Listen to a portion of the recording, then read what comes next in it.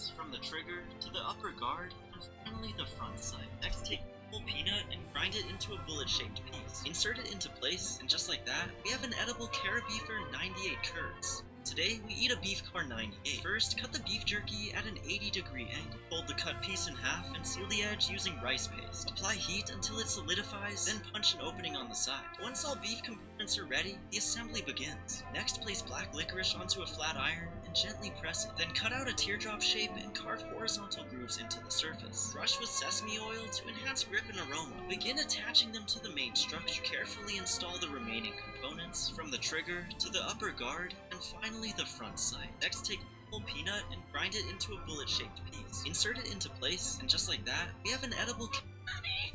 Hurry up! I want it! Sir, my daughter wants an American Girl doll that looks just like her. I'll check in the back and see if we have a baby beluga whale corpse. We can stuff with Lunchables. The rude man! I demand to see the mannequin. Yes, what seems to be the issue? I'm trying to find an American Girl doll that looks just like my daughter. I'm sure we can find the right doll, madam.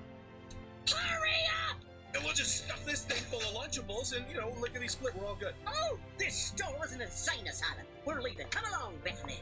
Damn it all, I tried everything. Hey, pal, I don't mean to pry, but why did you pay us so much money to insult your own daughter this way? I'm trying to scare her straight. She's too fat, and her mother lets her eat whatever she wants.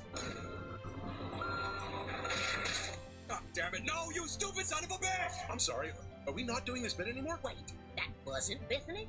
Mommy!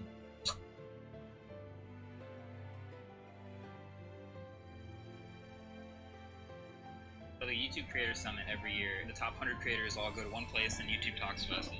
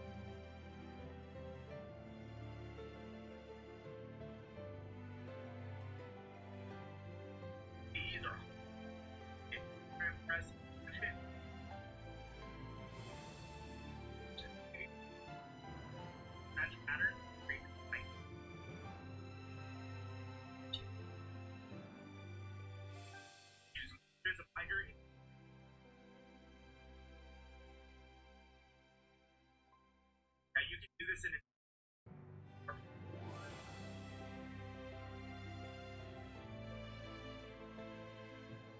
303 like this. Put it in third, and then add a 20. Got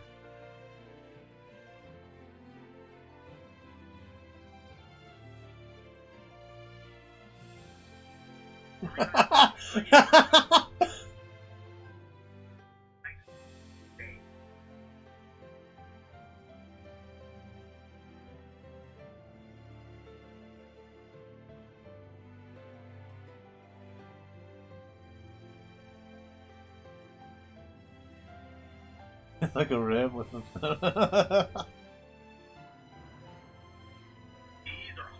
I can press on it.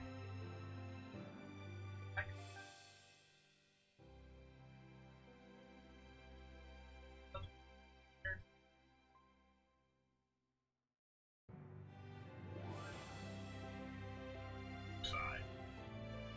Number 2. 2 belt bottom. Down.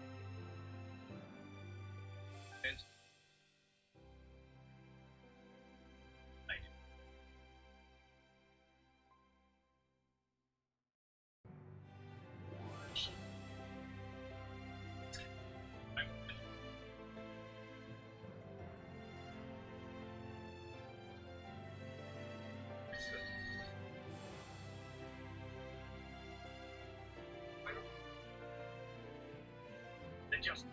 It's true. No!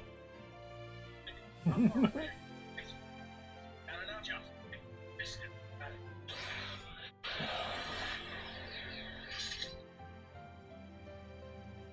Hey!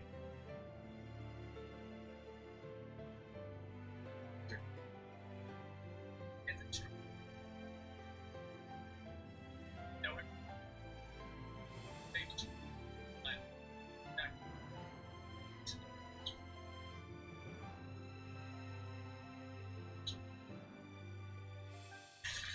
Jesus. And there's no.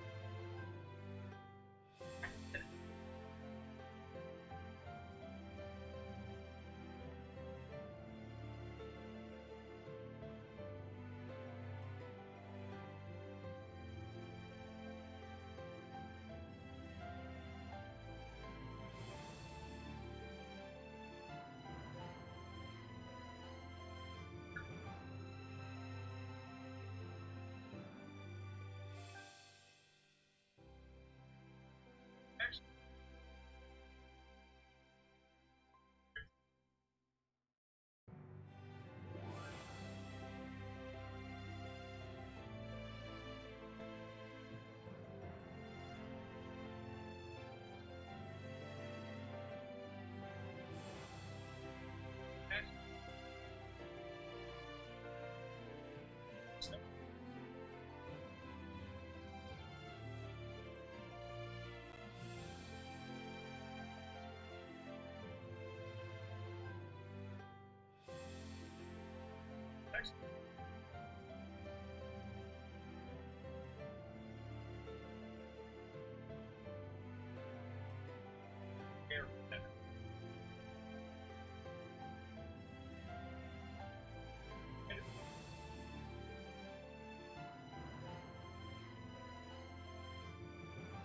Do you know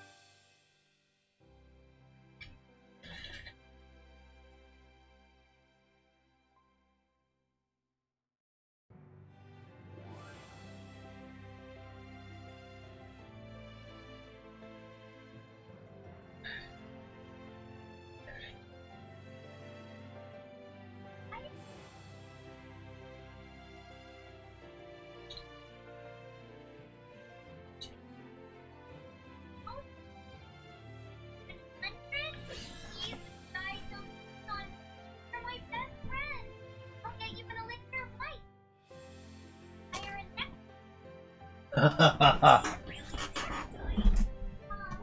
do humans always seem in a rush? Uh-oh.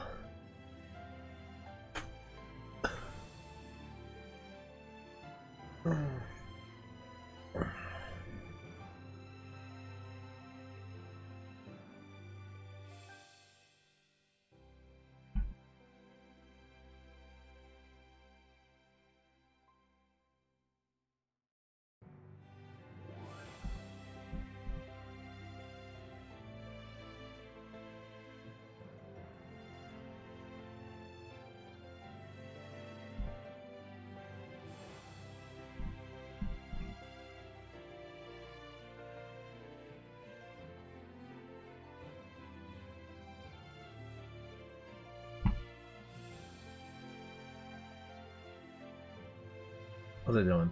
Does it go? Oh. Does it go right here? It's connected.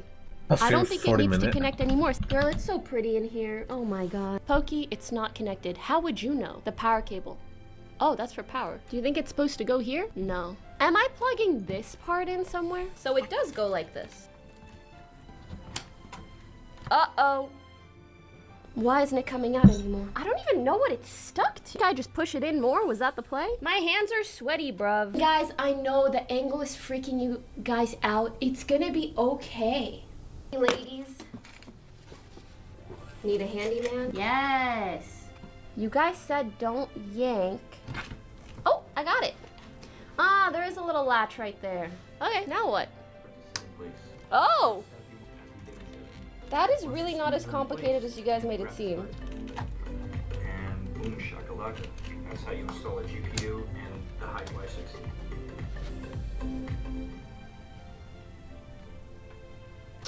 How do I know if it's good? I feel like it's done. I don't know if that's how I'm supposed to do it, but that's how I did. So the YouTube Creator Summit every year, the top 100 creators. So apparently this science YouTuber just figured out Coca-Cola's top secret formula, which is big considering Coke's never patented the recipe so nobody would steal it. Apparently it took him 5 different YouTubers and over a year of tests and research to figure out that the secret ingredients were vinegar, different citrus oils, and something called tannin that comes from tea. He then tested random people to pick which was his version and which was the real Coke, and nobody could do it. So now everyone's predicting the news that soon he's gonna mysteriously disappear. Send prayers. So apparently this science YouTuber just figured out Coca-Cola's top secret formula, which is big considering Coke's never patented the recipe so nobody would steal it. Apparently it took him 5 different YouTubers and over a year of tests and research to figure out that the secret ingredients were vinegar, different citrus oils, and something called tannin that comes from tea. He then tested random people to pick which was his version and which was the real Coke, and nobody could do it. So now everyone's predicting the news that soon he's gonna mysteriously disappear. Pokemon Legends EA has done some insane heavy lifting when it comes to restoring Kalos' reputation. X and Y were super bland for the most part, but look, Zygarde does something now! And some of the biggest glow-ups belong to Team Flare. Back on the 3DS, Team Flare were the antagonists. Throughout the story, they just did various evil things. Before in the climax, it's revealed that they were powering the ultimate weapon to kill everyone. The stealing fossils part is never explained though. I guess they just really like Anorith. Now Lysander has some depth. Originally trying to save the world with his money, but too many people pissed him off, so he gave up.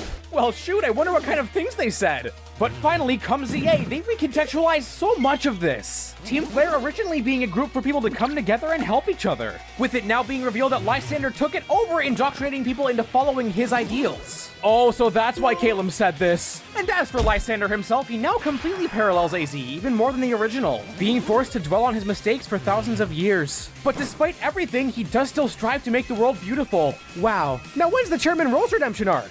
Pokemon Legends EA has done some insane heavy lifting when it comes to restoring Kalos' reputation. X and Y were super bland for the most part, but look, Zygarde does something now! And some of the biggest glow-ups belong to Team Flare. Back on the 3DS, Team Flare were the antagonists. Throughout the story, they just did various evil things. Before in the climax, it's revealed that they were powering the ultimate weapon to kill everyone. The stealing fossils part is never explained. Destroy GPU, bro, it's no. So, one of my goals as a streamer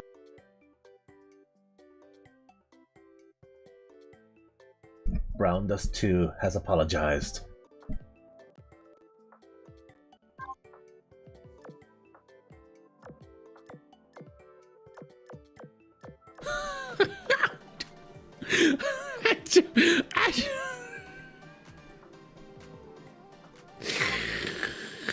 I just woke up to one of the biggest gacha flip-flops in the entire genre. Dude, I did not expect to see this.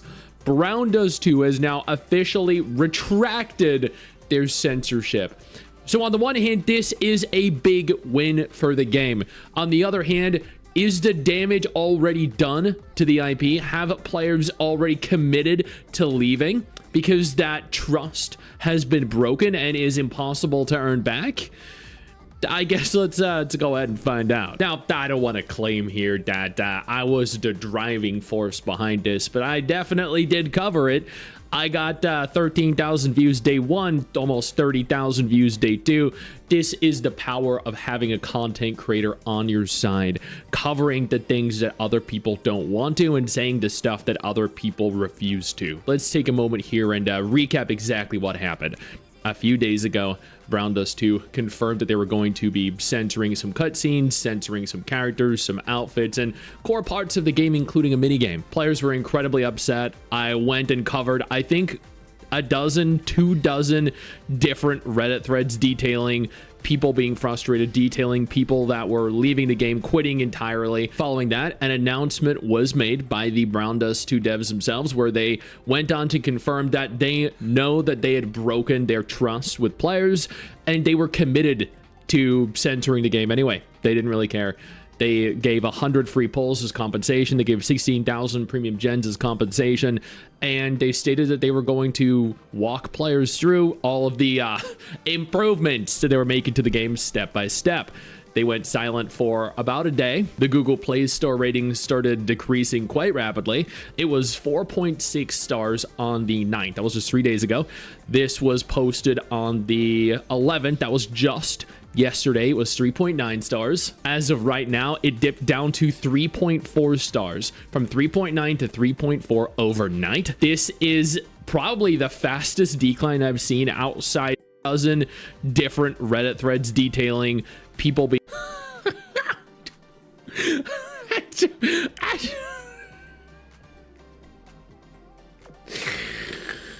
I just woke up to one of the biggest gacha flip-flops in the entire genre. Dude, I did not expect to see this.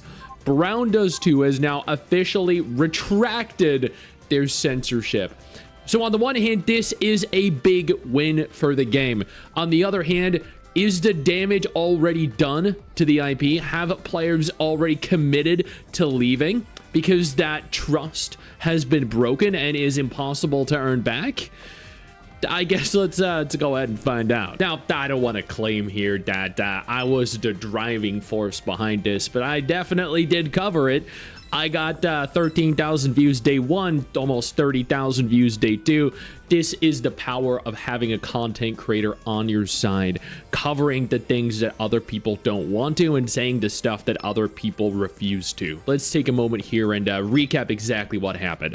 A few days ago, Brown Does Too confirmed that they were going to be censoring some cutscenes, censoring some characters, some outfits, and core parts of the game, including a minigame. Players were incredibly upset. I went and covered, I think, a dozen, 2 dozen different Reddit threads detailing people being frustrated, detailing people that were leaving the game, quitting entirely. Following that, an announcement was made by the Brown Does Too devs themselves, where they went on to confirm that they know that they had broken their trust with players and they were committed to censoring the game anyway. They didn't really care. They gave 100 free polls as compensation. They gave 16,000 premium gens as compensation. And they stated that they were going to walk players through all of the improvements that they were making to the game step by step. They went silent for about a day. The Google Play Store ratings started decreasing quite rapidly. It was 4.6 stars on the 9th. That was just 3 days ago. This was posted on the 11th. That was just yesterday. It was 3.9 stars. As of right now, it dipped down to 3.4 stars from 3.9 to 3.4 overnight. This is probably the fastest decline I've seen outside of Black Beacon and Infinity Nikke. So players were even more upset. They were leaving 1-star reviews everywhere. There were hundreds, there were thousands of reviews left that were all incredibly negative, 1 star.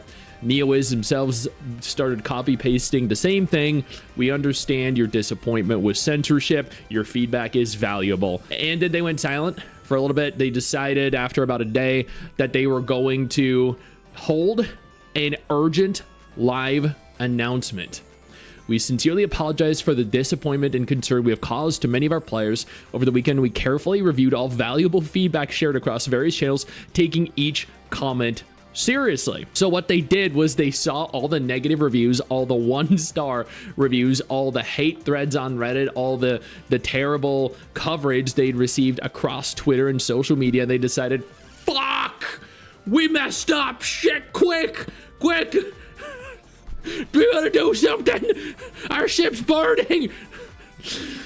Based on these discussions, we had internal meetings throughout the weekend and into this morning. In light of the seriousness, they actually held meetings, guys, meetings on the weekend. In light of the seriousness of the situation, we'll address our revised plans regarding content changes through an official broadcast. And then they followed up. I made a tweet stating that I will be covering this today, and it's not difficult to not be a piece of shit backstabbing studio. I also stated winning back the trust that they've lost with players is going to be difficult. It's going to be a long battle ahead. Unfortunately for some, the damage has already been done, and that future studios should use this as a learning lesson. But let's go ahead here and take a look at exactly what was said by the devs. Now, I know you noticed the movement of the cam, and it was absolutely necessary given the content on the screen and me wanting to retain that green dollar icon for this video.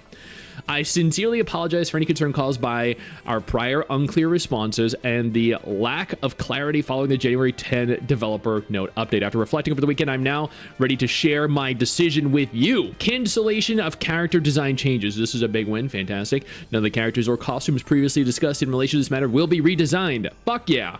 All mentioned characters, including Teresa and Rafithia, will remain exactly as they are. No content, including the slap pop, will be deleted. Fantastic. This is not a temporary or tentative decision. This is our final policy and will remain in effect throughout the service of Brown Dust 2. No censorship. Fantastic. Regarding the Liberta Prestige skin, I'd also like to address the Liberta Prestige skin. Decisions about content should ultimately be left to each individual and is not right for the developer to restrict a Prestige skin that is obtained through purchase. I should have stood by our initial plans, but I lacked the courage to do so. The Liberta Prestige skin will be released in its original form as initially planned. The final choice and judgment will be left to you. This is an expression of apology. The skin will be available to everyone free of charge for 4 weeks. That's fantastic. Giving away the skin completely for free. Following recent warnings, we announced a toned-down version of Grenadier. However, I've decided to release her in her original version instead. Bra fucking bow. On revision criteria, many of you were most concerned about what the standards for modifications are and which characters might be affected next. To be honest, the criteria set by external organizations. So they are claiming here that they were forced to do this.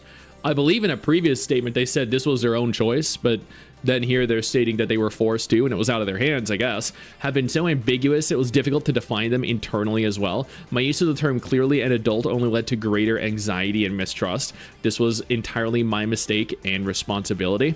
So I'm assuming this is in reference to characters that, I guess, that didn't look like adults. I'm not entirely certain. About service separation. Since Brown Dust 2 operates with the approval of each country's stores, platforms, and rating agencies, suspension in one country could lead to reports and additional reviews by others. Right now, monitoring the regulations are becoming stricter worldwide, and Brown Dust 2 has remained under continued scrutiny from multiple agencies. These are just people that don't like pretty women. Let's be real.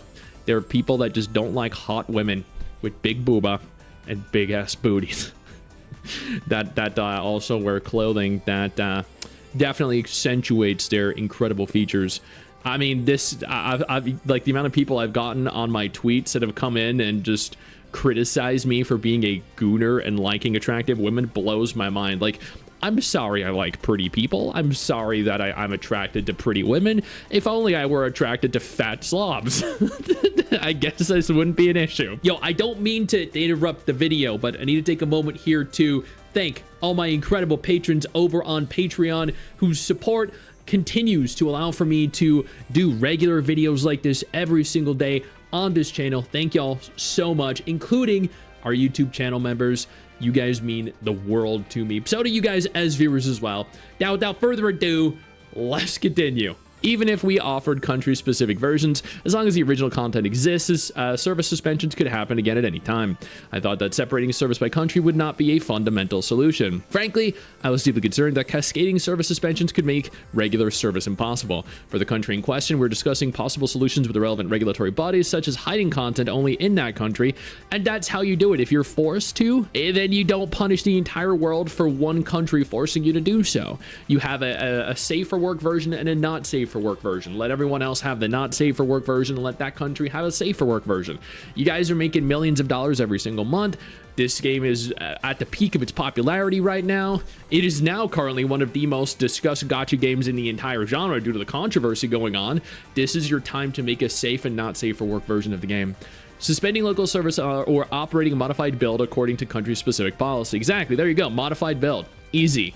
Since these talks are ongoing, I cannot specify the country at this time, but we will inform you officially as soon as an agreement is reached. It's China, isn't it? It's China. We are not trying to ignore any country's regulations. From now on, our one clear principle will be to provide country-specific service, not modified content.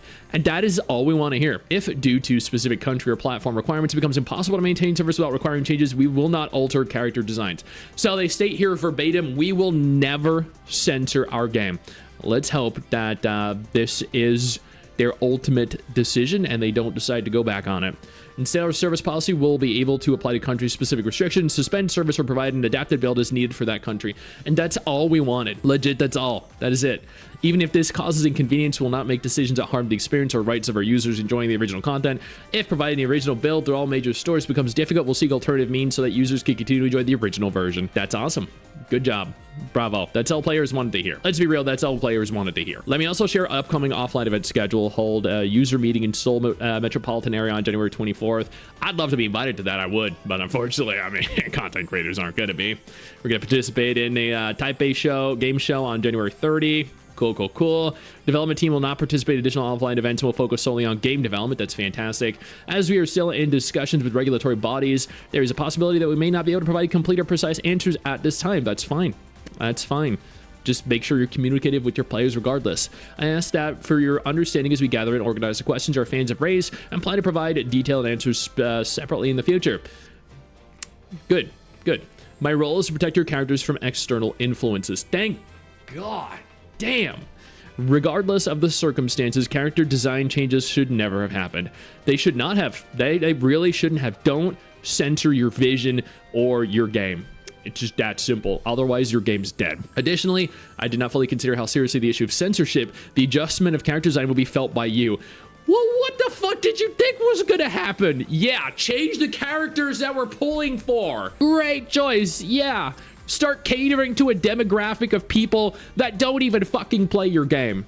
I mean, come on, man. What did you think was gonna happen? Players are gonna be like, cool, thank you for making our characters less attractive. Thank you for removing fun mini games from the game because people thought that they were too, sexually gratifying or explicit.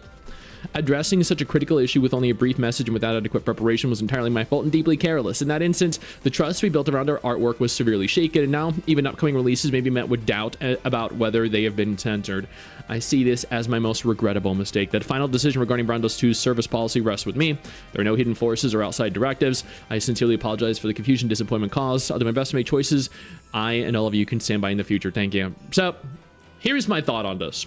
Genuine, honest thought. That's fine. I appreciate this. I think this is a great update. And ultimately, this is the exact move that we wanted. I'm glad that they were transparent about everything going on, that they were being forced to censor their game, and that that was the reason that they decided to do this ultimately, and that they've decided that they're not going to. They have decided that they are going to make a separate version of the game in theory that will be censored or censored in some capacity to the guidelines being forced upon them by that external factor or that external force or region. This is not going to affect global. It doesn't seem like it's going to affect global, at least, or the majority of global. And they've decided that in the future, they would rather just make a separate version for every single region rather than compromise their identity. And that's all we wanted. This is a huge win. Congratulations to the Brandos 2 community, which it actually does involve me because I love this game. I play it every year, and I'm also sponsored by them quite regularly. As I noted in my previous videos, the dev team are very passionate. They're very professional. They're very kind. They deserve every bit of success that they have obtained.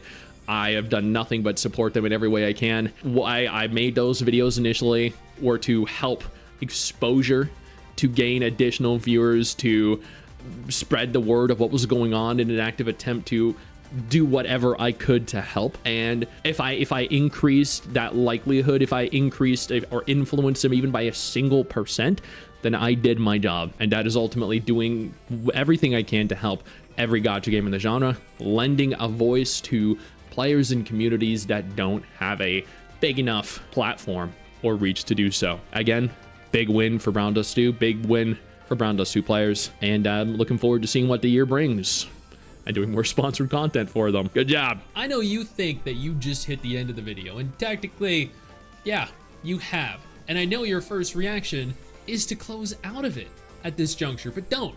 No, instead, I urge you to take a moment here and click one of the videos on screen that are coming up in just a moment so you remain up to date with everything going on in the gacha genre. Trust me, you're not going to regret doing so. Stay flaccid.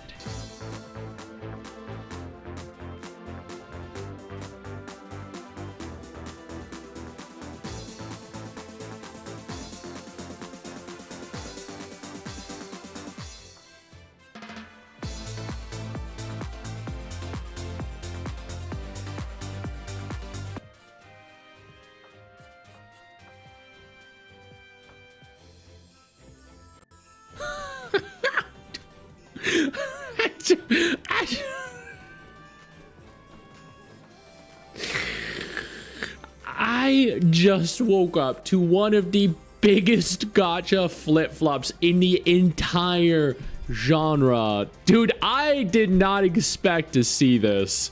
Brown Does 2 has now officially retracted their censorship. So on the one hand, this is a big win for the game. On the other hand, is the damage already done to the IP? Have players already committed to leaving because that trust has been broken and is impossible to earn back? I guess let's go ahead and find out. Now, I don't want to claim here that I was the driving force behind this, but I definitely did cover it. I got 13,000 views day 1, almost 30,000 views day 2. This is the power of having a content creator on your side, covering the things that other people don't want to and saying the stuff that other people refuse to. Let's take a moment here and recap exactly what happened. A few days ago, Brown Does 2 confirmed that they were going to be censoring some cutscenes, censoring some characters, some outfits, and core parts of the game, including a minigame. Players were incredibly upset. I went and covered, I think, 2 dozen different Reddit threads detailing people being frustrated, detailing people that were leaving the game, quitting entirely. Following that, an announcement was made by the Brown Does 2 devs themselves, where they went on to confirm that they know that they had broken their trust with players, and they were committed to censoring the game anyway. They didn't really care. They gave 100 free polls as compensation. They gave 16,000 premium gens as compensation. And they stated that they were going to walk players through all of the improvements that they were making to the game step by step. They went silent for about a day. The Google Play Store ratings started decreasing quite rapidly. It was 4.6 stars on the 9th. That was just 3 days ago. This was posted on the 11th. That was just yesterday. It was 3.9 stars. As of right now, it dipped down to 3.4 stars, from 3.9 to 3.4 overnight. This is probably the fastest decline I've seen outside of Black Beacon and Infinity Nikke. So players were even more upset. They were leaving 1-star reviews everywhere. There were hundreds, there were thousands of reviews left that were all incredibly negative, 1-star. Neoiz themselves started copy-pasting the same thing. We understand your disappointment with censorship. Your feedback is valuable. And then they went silent for a little bit. They decided after about a day that they were going to hold an urgent live announcement. We sincerely apologize for the disappointment and concern we have caused to many of our players. Over the weekend, we carefully reviewed all valuable feedback shared across various channels, taking each comment seriously. So what they did was they saw all the negative reviews, all the 1-star reviews, all the hate threads on Reddit, all the terrible coverage they'd received across Twitter and social media. They decided, fuck, we messed up, shit, quick. We gotta do something. Our ship's burning.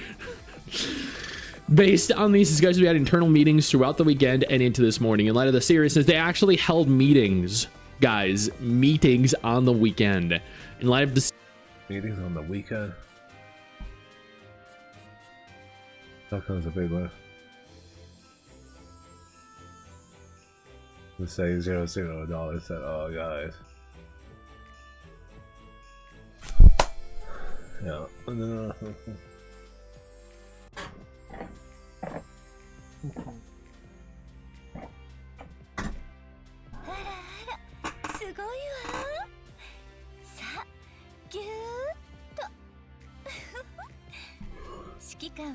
seriousness of the situation, we'll address our revised plans regarding content changes through an official broadcast. And then they followed up. I made a tweet stating that I will be covering this today, and it's not difficult to not be a piece of shit backstabbing studio. I also stated winning back the trust that they've lost with players is going to be difficult. It's going to be a long battle ahead.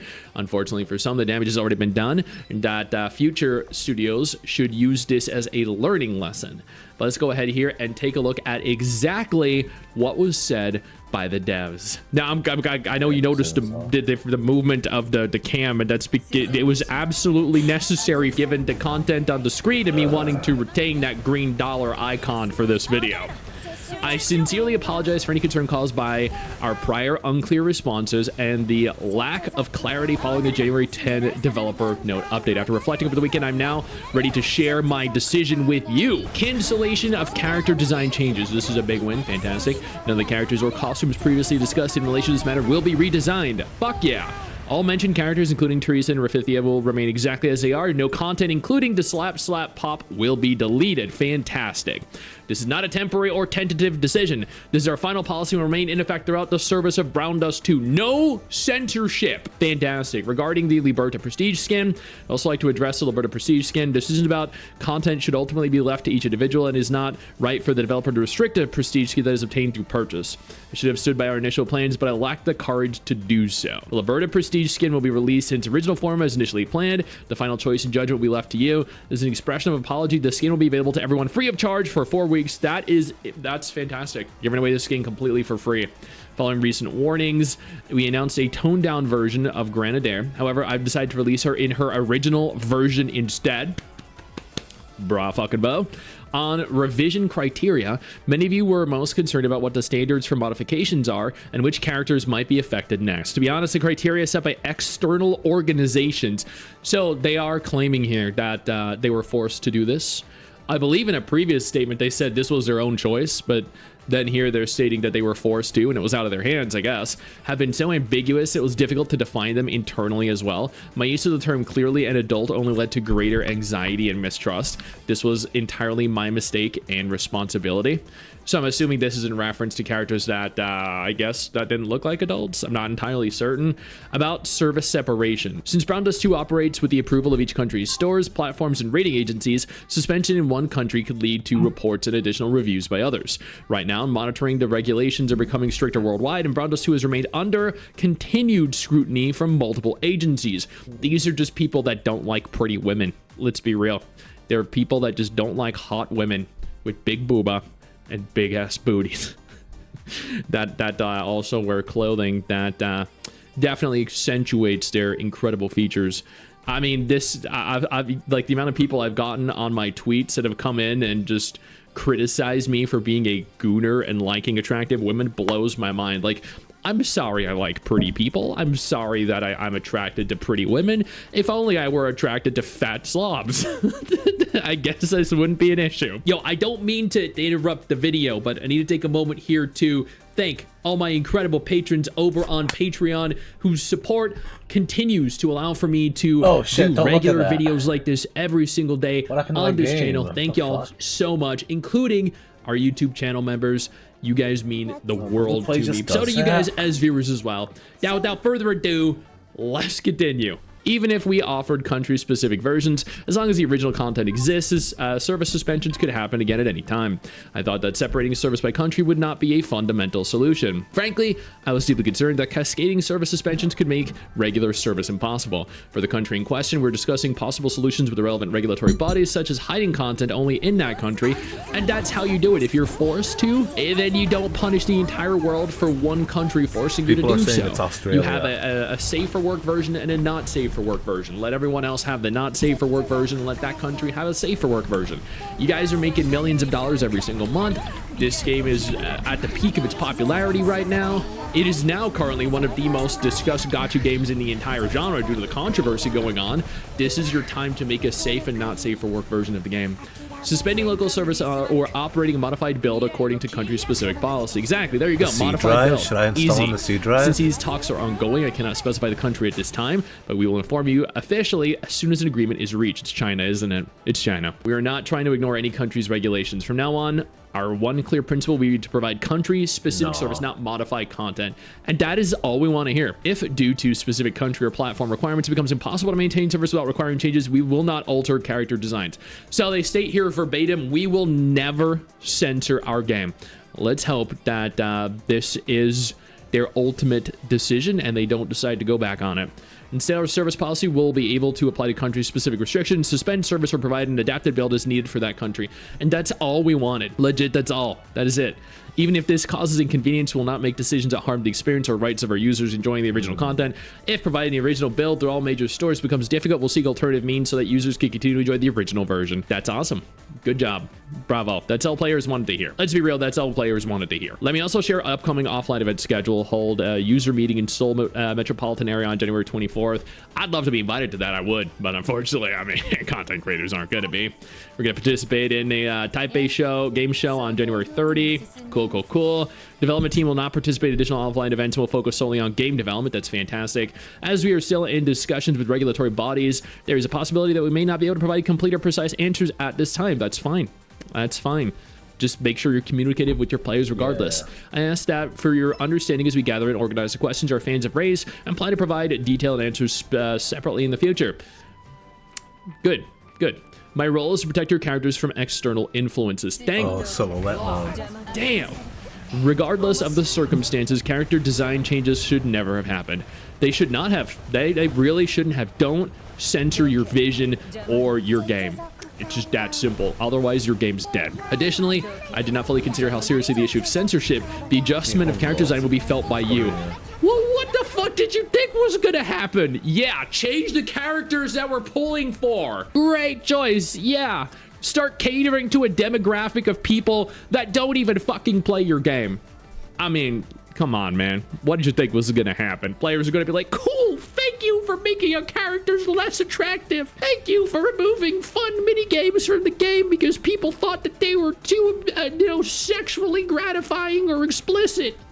Addressing such a critical issue with only a brief message and without adequate preparation was entirely my fault and deeply careless. In that instance, the trust we built around our artwork was severely shaken, and now even upcoming releases may be met with doubt about whether they have been censored. I see this as my most regrettable mistake. That final decision regarding Brandos 2's service policy rests with me. There are no hidden forces or outside directives. I sincerely apologize for the confusion and disappointment caused. I'll do my best to make choices I and all of you can stand by in the future. Thank you. So, here's my thought on this. Genuine, honest thought. That's fine. I appreciate this. I think this is a great update. And ultimately, this is the exact move that we wanted.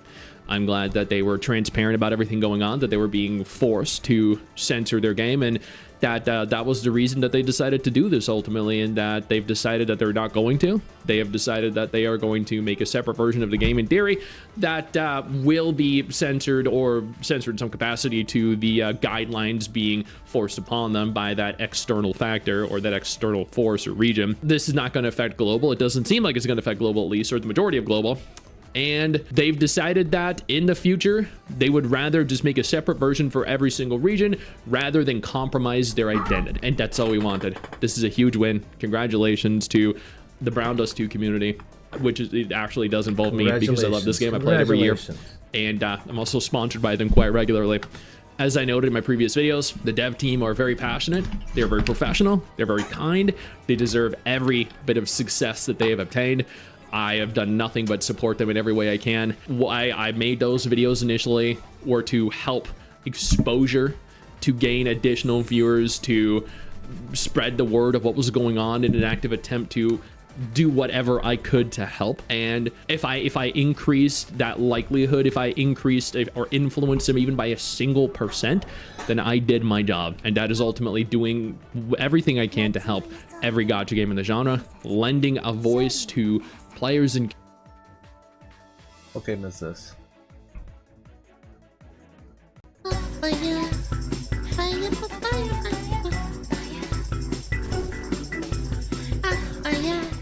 Game ruined. Many such cases. While studying business, one thing that you're taught is the blue ocean strategy. The seemingly endless blue ocean represents a market that's never been taken advantage of. Hold on, but you need to find the whales. Is that what we're going with? Its counterpart is the red ocean, a market that has way too many competitors and is a headache to penetrate. One of the best examples of the blue ocean strategy is what Tesla did with EVs. They seemingly created the market from thin air, and then other competitors came in to try and get a piece of that pie. So now, of course, the EV market is a red ocean market, no longer a blue ocean one. For a while, people assumed that gacha games were a red ocean market. I mean, why wouldn't it be? The narrative was established. Gacha games targeted a very specific demographic, and that demographic wanted to spend an insane amount of money on very hot women. But recently, we've come to find out that not only was this incorrect, it actually couldn't have been further from the truth. No. Infold came in and made us truly understand that the gacha game industry wasn't really a red ocean market just yet. There was still potential to create a blue ocean market, and that's exactly what they did with their games. Instead of targeting the well-known male demographic that wanted to collect wives and spend way too much money on them, they targeted go. It was very sad to see because, as I said in the beginning, in the gacha community, this was seen as the big. Okay, I'm installing Brown Dust too.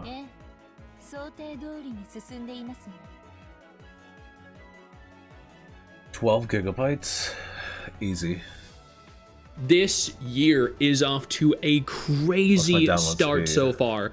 I genuinely, I have no idea what to expect. It is the 11th as of recording this video. We have literally just started the year, and we have Brown Dust 2 censoring their game, betraying their players, backstabbing them, and then we have this. This is not Uma awesome. This is not Uma amazing. No, this is Uma terrible. You have to wonder if all these devs, all these publishers are like meeting up together. They're holding big events where they all just kind of congregate together and they just shill out the worst possible ideas that could destroy not only their game but also their company, because they can't all just be doing this at random at the exact same time, right? Sai Games announces establishment of an AI-focused studio. This is an Uma awful idea. This thread over on the Uma Musume subreddit has almost 4,000 upvotes and 1,200 votes. But you know what? Before I jump into this, because I've not read into it yet, I am personally of the opinion that the future is going to incorporate AI to some extent. There are a lot of gacha studios, a lot of video game studios already that implement and incorporate and integrate AI into their core systems. Now, I will also state I do not support generative AI. I do not support AI taking inspiration or stealing from artists and then feeding it into an algorithm and then having that generate a character or a world or even a story. I think real talented artists deserve that, and they should be the ones to actually bring these characters and bring these worlds and bring these stories to life. But at this For real.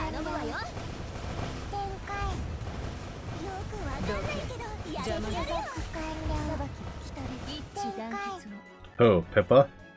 Was it Pippa? No, wait. Why does I have Pippa's photo there? Echo.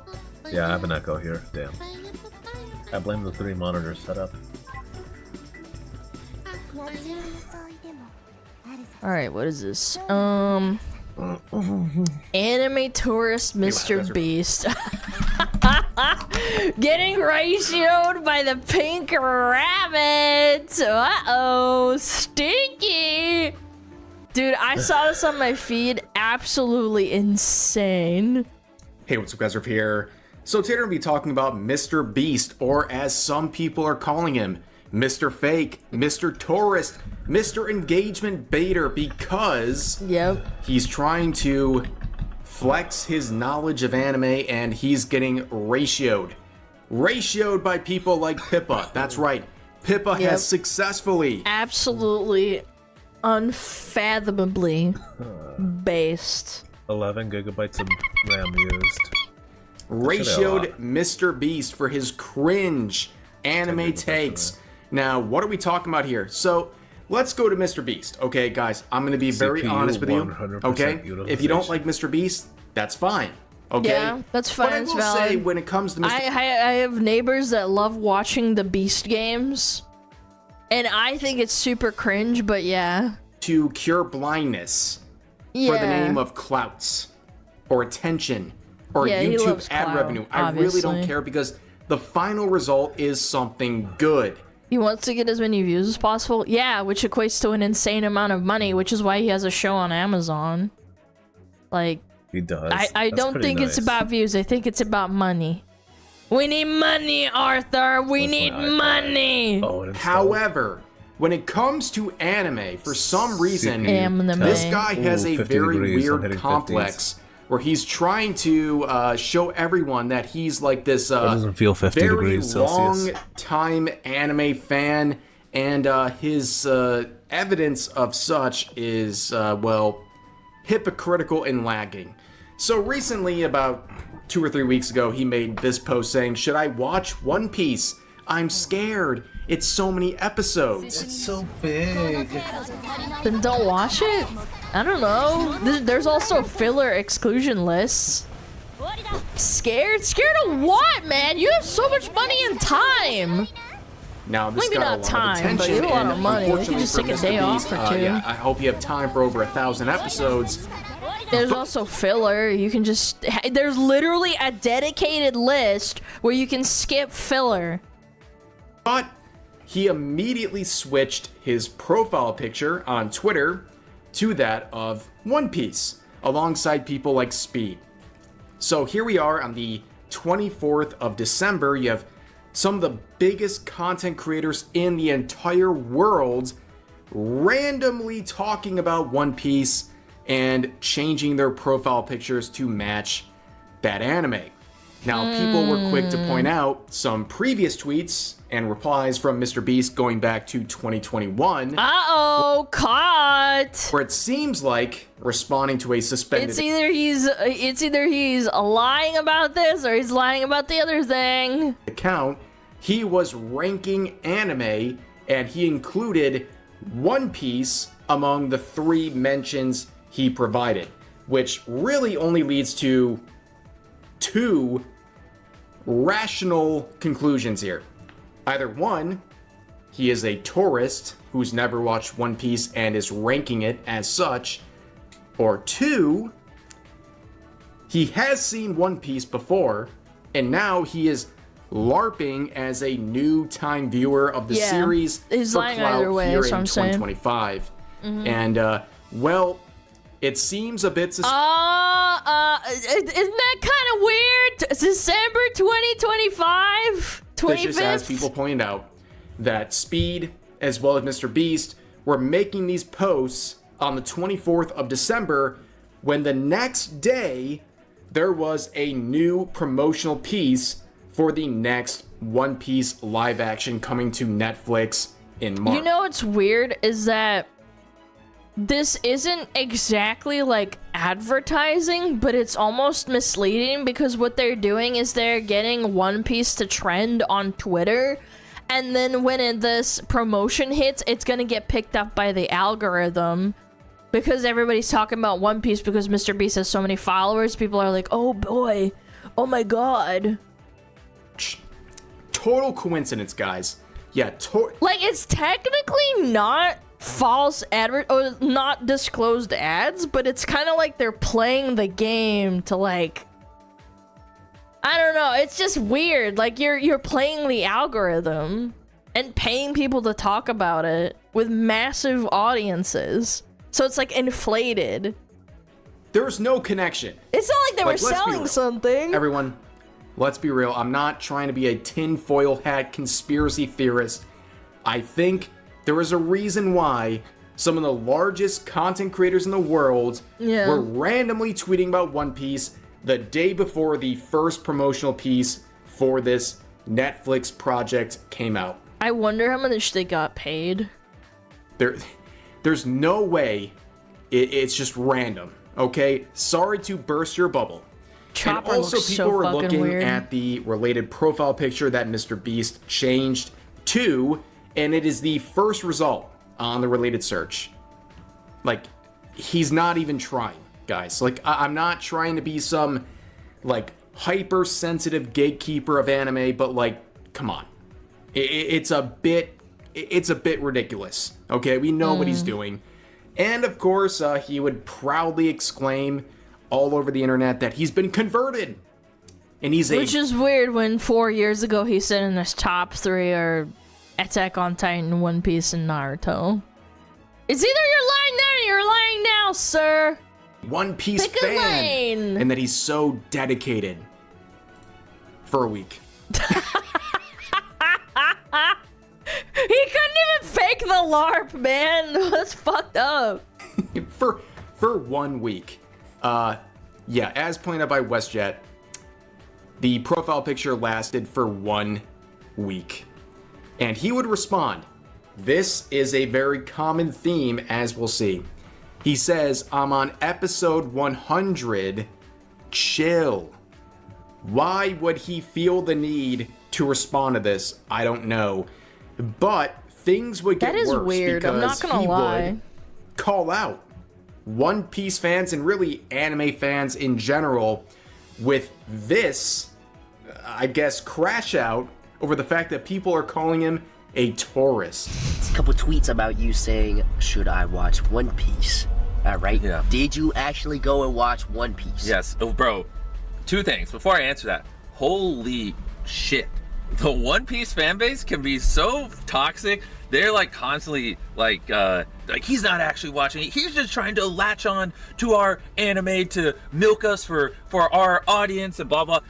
Let me say something. But you fucking did do that though. Like you changing your profile picture before the promo and then changing it back after a week. Like not even waiting a little bit longer than a week. Like maybe a month. It probably is a negative for me to say this, but I've seen more What's the anime harm? than all you little anime clowns with your anime PFPs on Twitter out there. I have. Like, go dig through my Twitter. I've got Guardians of the Galactic Hero. I was tweeting about that shit back in 2019, 6-7 years ago. I've been tweeting about anime since before some of you motherfuckers were born. Okay, so first off, back off, call me a phony, trying to bandwagon on One Piece for attention. Y'all are crazy. I've watched all 700 episodes of Naruto. It's ridiculous. Top 3 animes. So yeah, as you can see, Mr. Beast is being called a tourist for his recent interest in One Piece, and his reaction is to lash out at the fan base and say that they're toxic and all this stuff, and I can't tell if he's actually irritated and like falling for the rage bait and falling for the attention that people want to give, or if he's doing it for like viral marketing. I genuinely can't tell. I can't tell because he's a viral marketing genius. Like he knows what to do to get people pissed off and like talk to him and like give him attention or talk about him rather. I don't know. Not good. Okay, again, please understand. Maybe he has watched it. The biggest Mr. Beast hater out there, okay? Like, I understand, but at the same rate, I think what we're dealing with here is a paid promotion and a bruised ego. That's it.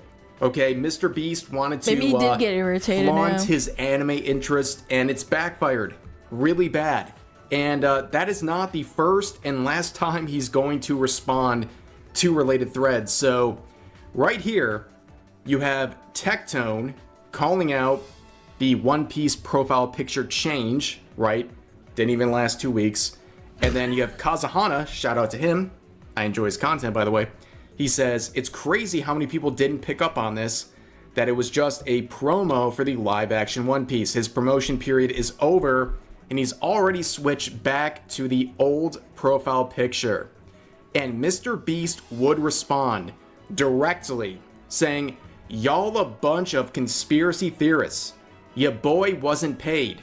I was just excited to watch One Piece. But then why did Speed change his profile picture back too? I show Speed. No, his one has its profile picture too. He has his up. He has Luffy. Yeah, Speed has always had it. Huh. So Speed has been doing it for a long time, like the profile picture, but Mr. Beast swapped it? So he's a real fan. I don't believe you. Real fan versus grifter? I do not believe you, Mr. Beast. Well, I don't think he's a grifter because he probably does genuinely like anime, just not for the reasons that you think when it comes to One Piece. One Piece definitely looks like it was a promo shit. What? I genuinely can't tell. It's so hard to tell. Is he doing this to troll? I think you got for getting exposed. attention? I think this is entirely correct. And now Mr. Beast is coping and seething. I think that's really what happened here. But here's another person saying, be Mr. Beast. Pretend to be an anime fan to promote live-action Netflix One Piece slop. People call you out for being a tourist. Make an own video to dunk on the weebs. Immediately start by saying watching a lot of anime is social negative. Ridicule anime fans as not... Where are we? As not being real fans compared to you. Mention you watch Guardians of Galactic Heroes. Legend of the Galactic Heroes fans collectively cringe. That was certainly a strategy maybe he's he could have chosen not to take. So, Mr. Beast would respond to this as well, saying, this is slander. Call me weird. Call me lame. But don't call me a fake anime fan. I've literally watched countless anime. Y'all whack as hell. Here's a list of some of the anime I've seen off the top of my head. This blasphemy needs to stop. And we'll look at this list and... Jujutsu Kaisen? Oh, dude. Oh, man. Okay. Just a second, guys, okay? I mean, to be fair, I think he typed it on a notepad. Because this is where Pippa, the hero of today's video, enters the fray. Okay, Pippa would make a similar tweet responding to the previous one saying, would love to see Elon Musk and Mr. Beast collab, where they explain their respective fake interests. For those that don't know, Elon Musk unironically probably paid someone to play Path of Exile on his account, and he got caught because he was like naming certain things that he just couldn't explain in the game, and people called him out on it, and he just doubled down and was like freaking the fuck out over it. Diablo 4, I don't know. I think that if Diablo 4 is so shallow in knowledge and like gameplay, I actually do think he understands Diablo like from a fundamental perspective. But the problem with PoE is that it's so autistic and so powerful that you do need a lot of knowledge to know every little thing at a really high level, and he was playing at such a high level that he couldn't even understand the most basic thing with like reading a map and how keys work. Like, it really blew my mind when they explained it to me, and I'm like, damn, he really doesn't know anything. He probably just paid someone to do it. That's my personal opinion. Like, I genuinely think he was probably faking it. To each other. Now, of course, a lot of people supported what Pippa said. And his garbage Elden Ring build. Yeah, that too. He's not happy. He would like, I'm all for playing how you want to, but like, I mean, a garbage build can only get you so far. Unless you're a god gamer. Which I sincerely doubt Elon is, considering he just makes money and fucking not plays. He just, you know, fucking goes to interviews and, you know, manages companies. Like, I don't think he has that kind of time. On with the simple face with look of triumph emoji, as they describe it on Twitter, with once again his list of anime that he's watched. Kabanari of the Iron Fortress. Yeah, I watched that. It was alright. I don't know. I mean, like, again, it's just like a lot of alright enemies. I'm not gonna lie, I don't remember half the enemies that I've watched because some of them were not very memorable. You just watched them because they were part of a season. Like, I don't know. You can see the list, you can like pause, but there's something it's slop? fishy. I don't think Code Geass and Steins Gate and Frieren is slop. I just think that he threw it together. About this list. There's no One Piece. Very True, there is no One Piece. Mainstream. That's right. Kabaneri, a lot of people are looking at this fine. and saying that's very mainstream. Okay, it's like he plugged into my anime list. What is the most popular list of anime for the last like 5-10 years? And this is the results. Okay, a lot of shonen, a lot of mainstream. That's okay. I like shonen. That's fine. I mean, there's some not so mainstream things in here too. Mr. Beast I humbly present myself. There's nothing wrong with being a shonen slop enjoyer. There are people in my chat who admit that they only watch isekai slop. That's fine. That's your prerogative. Before you with some questions. Sir. You'd literally have to, like, sit him down in a non-scripted interview and literally just, like, ask him questions about these animes. Like, even, like, list, like, basic plot lines. Have you ever tried Slice of Life? Have you ever tried Gabriel Dropout?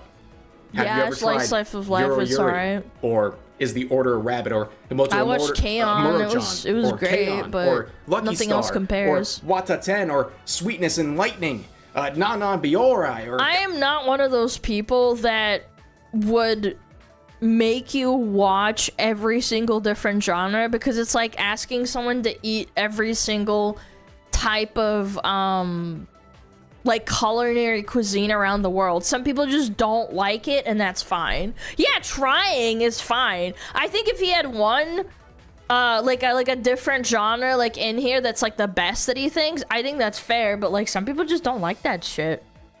Comic Girls, Toradora, Eurocamp, Kinero Mosaic, Senko-san, Nichijou, like New Game, Asobi, Asobase, Flying Witch. I could keep going on. Bochi, yeah. Ladies and gentlemen, that is the peak. And people are, Rev, your pronunciation of the Japanese is cringe. Yeah, sorry, I don't speak Japanese. Okay? Is this news to you? I'm sorry if it didn't come out perfectly correct. But the point still remains. Slice of life, cute girls doing cute things. It's peak. And I don't see a lot of that in the list mentioned by Mr. Beast. Clearly why he's so mad, okay? He could I think you should watch the best of one genre just to see if you like it. Because if you're not gonna like the best of a genre, then it's just not for you. It's like going to a restaurant, it's like, I don't know, like Mexican food, and you're like, I don't really like Mexican food. It doesn't mean you hate it, you just don't like it. It's alright. Doesn't mean you hate all food. Slice of life anime in his life. It would really take the pressure off. Yeah, and maybe. He wouldn't feel the need. But then, how do you know if he's being a normie anime fan or if he's pretending? That's the biggest thing. Again, I would love for him to sit down and have an unscripted interview where people just ask him questions.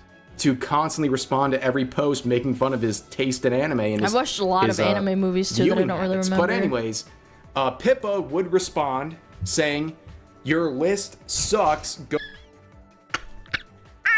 Go watch Made in Abyss. Great recommendation. No! And as you can see, she brutally ratioed Mr. Beast, or as I should say, Mr. Tourist at this point. She got 24,000 likes and growing, and I'm gonna, we're gonna do this. There we go. Compared to the 4,300 likes of Mr. Beast, who is literally trying to pick a fight with Pippa in the replies, showing his list of anime like it's like a job resume or something. It did not go well, and the quotes are very funny, saying, oh gosh, he's about to get clowned on, bro, spelt Gundam as Gundam. And listed off I don't know. I mean, fucking Apple auto spell is pretty cringe. He also had Jujutsu Kaisen. He listed off a list of mostly mainstream anime. Also, no My Anime List or AniList. I would love to see more anime and get into it. Love to see him get into more anime and get into it. But he is definitely not beating the fake anime fan allegations with this list. In quotes, I've been tweeting about anime before you were born, end quote, but has only watched 20-ish anime. I genuinely think he just opened up My Anime List for 5 minutes and just copied the entire front page into Notepad. Yeah, nice try. There's no way you've watched Frieren. You haven't even posted about... Oh, come on, man. Racial crime statistics once. Yeah. Brother. Thank goodness for this individual, like, calling out the fake fans of Frieren, like, Mr. Beast here. Here's another one saying, imagine being worth $500 million, having 400 million plus subs. literally buying islands for strangers and still getting butthurt over actual One Piece fans calling you a fake tourist that you have to hop on your Bugatti, hit record, and start crying about how you've seen more anime than most anime fans out there. Amazing stuff. Honestly, guys, Mr. Beast is Mr. Tourist when it comes to anime. I'm sorry, again, I am not the Mr. Beast hater that he expects someone like me to be. I'm glad he has an interest in anime, but I think his interest in One Piece is a paid promotion, and I think his defensiveness over his anime watch history is very telling. I think it shows some insecurity, and just like the previous post, I don't understand why someone like Mr. Beast would be so uppity about people calling out his history of watching anime and the fact that he feels like he has to prove something to these people. It's very weird. But anyways, that's going to do it for today's video. As always, feel free to share your thoughts about today's topics in the comment section down below. Hope you guys enjoyed the video, and I'll see you next time.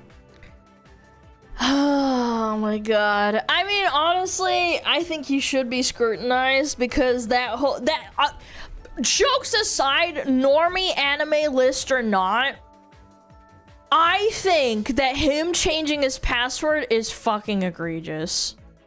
I think that's egregious, and I think it's super cringe. That he's like trying to say, no, I didn't get paid, I'm just excited. Oh, okay. All right, buddy. Right conveniently on fucking, on the password. Did I say password? I assume you mean profile pic? Dude, I had like a brain fart moment. No. Why did I say password? Yes, his profile picture and his profile, it changed conveniently on Christmas too, which is another thing. Like, why aren't you spending Christmas? You're changing your profile picture and talking about One Piece on Christmas? A little bit sussy. A little bit sussy wussy, little Mr. Beastie Weasty. I don't know. A lot of gonna hack his account, yeah, for sure. 100%. It's time. It's crazy, dude. Bro knows Mr. Tourist's password, dude. That'd be sick. I would make him post boobs on his 3.5 million Twitter follower account. Haha, that'll show him. Funny. Did I really just skip the whole thing?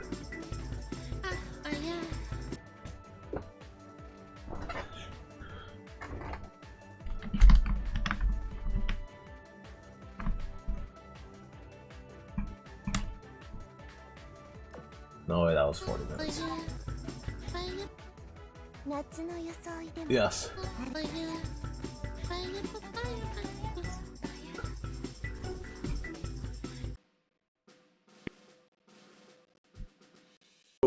On the 24th of December, when the next day there was a new promotional piece for the next One Piece live action coming to Netflix in March. You know what's weird is that this isn't exactly like advertising, but it's almost misleading because what they're doing is they're getting One Piece to trend on Twitter, and then when this promotion hits, it's gonna get picked up by the algorithm because everybody's talking about One Piece because Mr. Beast has so many followers. People are like, oh boy, oh my god.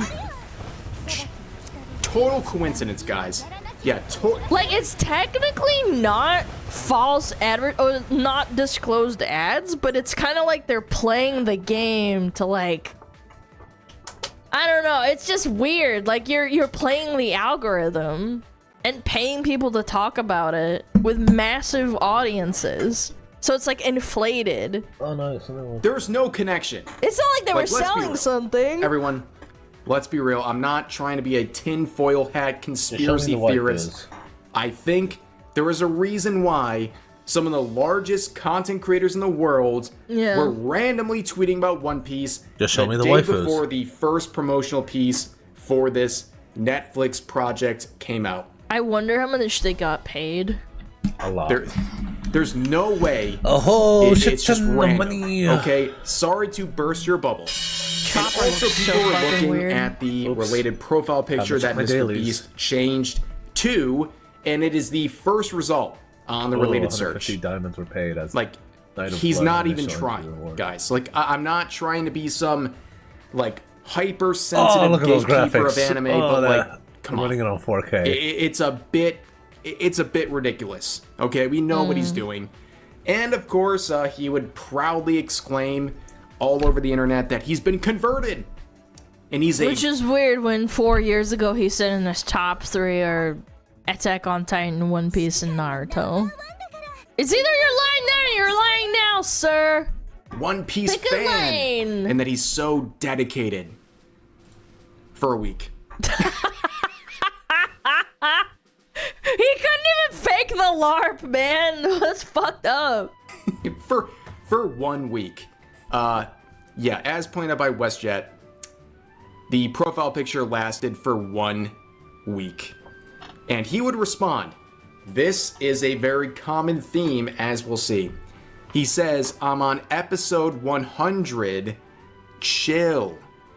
Why would he feel the need to respond to this? I don't know.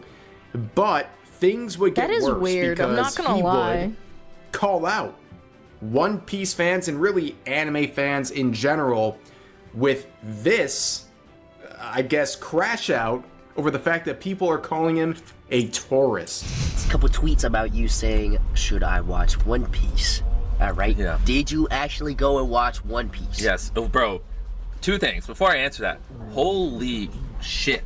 The One Piece fan base can be so toxic. They're like constantly like he's not actually watching it. He's just trying to latch on to our anime to milk us for our audience and blah blah. Let me say something. But you fucking did do that though. Fred. Like you. What are you doing, Fred? Changing your profile picture before the promo and then changing it back after a week. Like not even waiting a little bit longer than a week. Like maybe a month.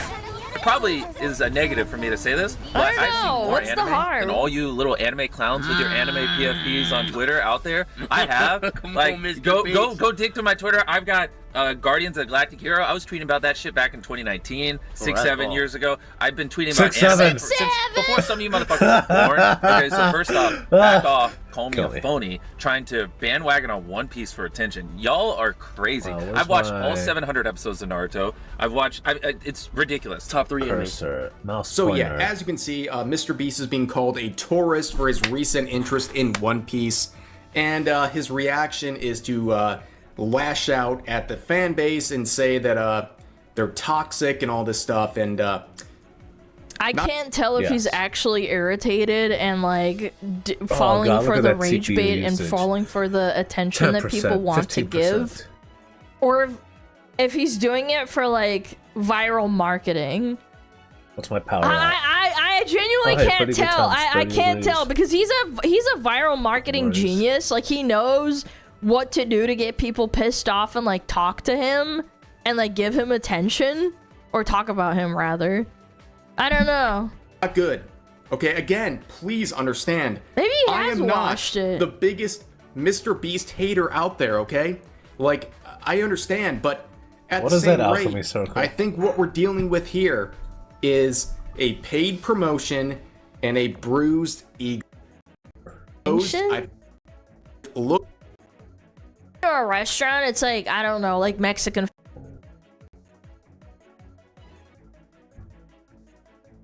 Start on a budget.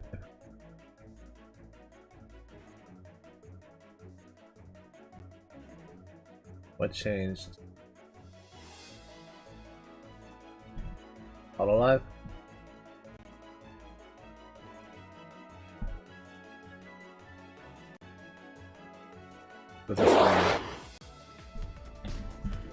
Hello Internet. Today we have another victim of neglect in for repair. I've never seen anyone shipping a GPU in for repair packaged so poorly. Inside of this box is all banged up because the GPU was tumbling inside freely with no protection from USPS workers.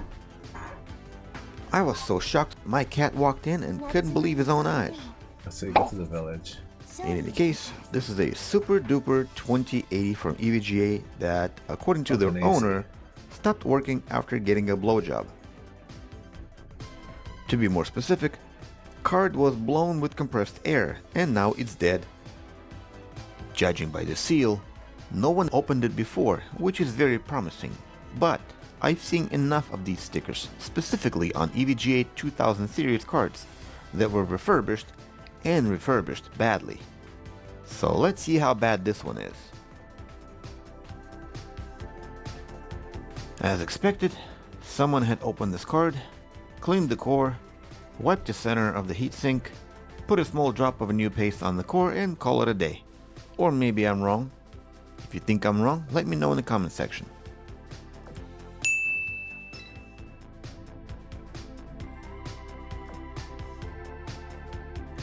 In any case, let's see if we have any shorts anywhere. T-shirts, trousers, socks, no shorts. After finding no shorts and checking the data lines with the data line tester, that also helps to identify bad solder joints under the core,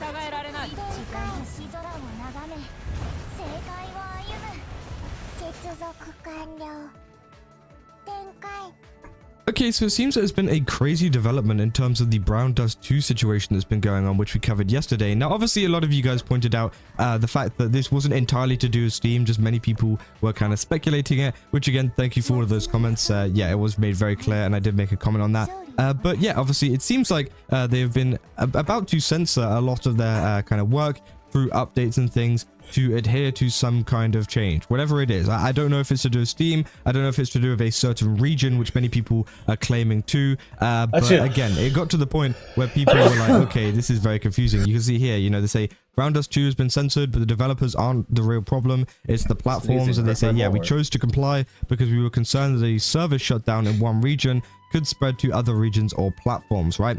And again, people were pretty outraged by this because it then led to them censoring models and things, which Brown Dust 2, its entire gameplay is based on, you know, creating these really risque models and really goonery type models, which people really enjoy, right?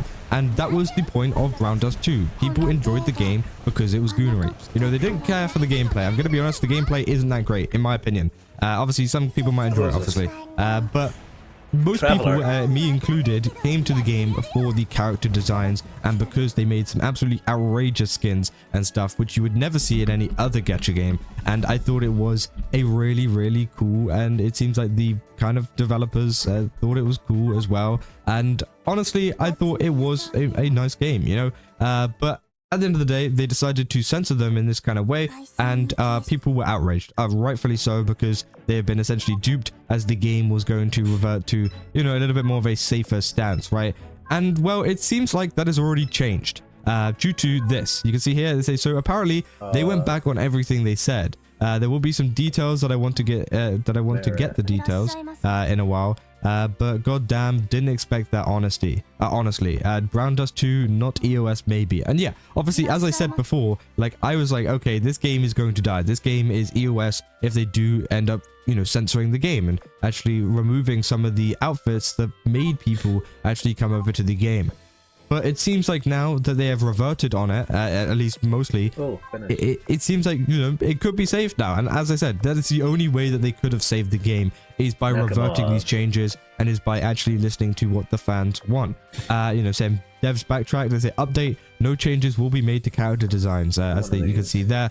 And here is also a kind of summary of what is going on, saying Brown Dust 2 developers completely walked back every single change after massive player backlash. After mass revolt, refunds, and review bombing, BD2 developers held an emergency stream saying every change and act of censorship will not be implemented. Instead, they were offered two clients, one uncensored and a censored one as region/rules demand. no more censored outfits, no more mini games, no more removed mini games, no altered characters, nothing gets touched globally. There will also be restrictions in countries that force them by law. Everyone else keeps the full uncensored version forever. The game is safe. Players won this time. And yeah, they've essentially gone for a similar approach to what Snowbreak did a while ago, except they made it a little bit more sneaky, where you could actually uncensor the characters in the game files, because they did end up getting censored as well. But yeah, it's kind of similar in the sense that, yeah, you will have two versions of the game, and obviously the censored one will just go to the regions that, you know, are going to enforce this, and were they're going to be the ones that were going to shut down the game if they didn't comply.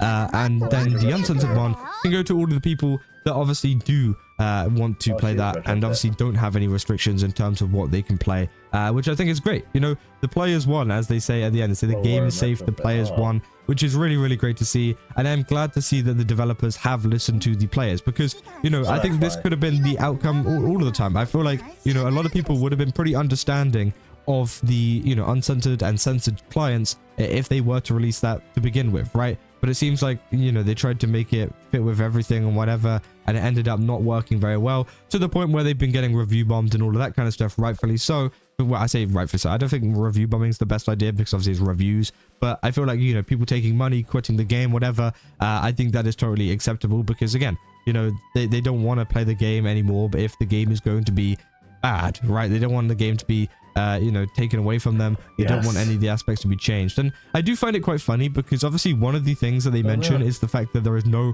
removed mini games, right? And they talk about one mini game which was very popular, which I forgot exactly what the name was of it. I think they mentioned it in here. Yeah, it's the mention of the slap slap pop mini game, right? And apparently the reason why they said they got rid of this was because they said it was objectifying to women. And I do find it interesting, because they did remove it. They removed it and then they unremoved it. So obviously the devs don't think it's objectifying to women, or they don't care even. Actually, well, to be fair, they probably more so don't care rather than don't think it is. I think it isn't the devs that decided that. I think it obviously was the fact of the rules or whatever that they needed to stick to in terms of whatever region that they wanted to kind of comply by.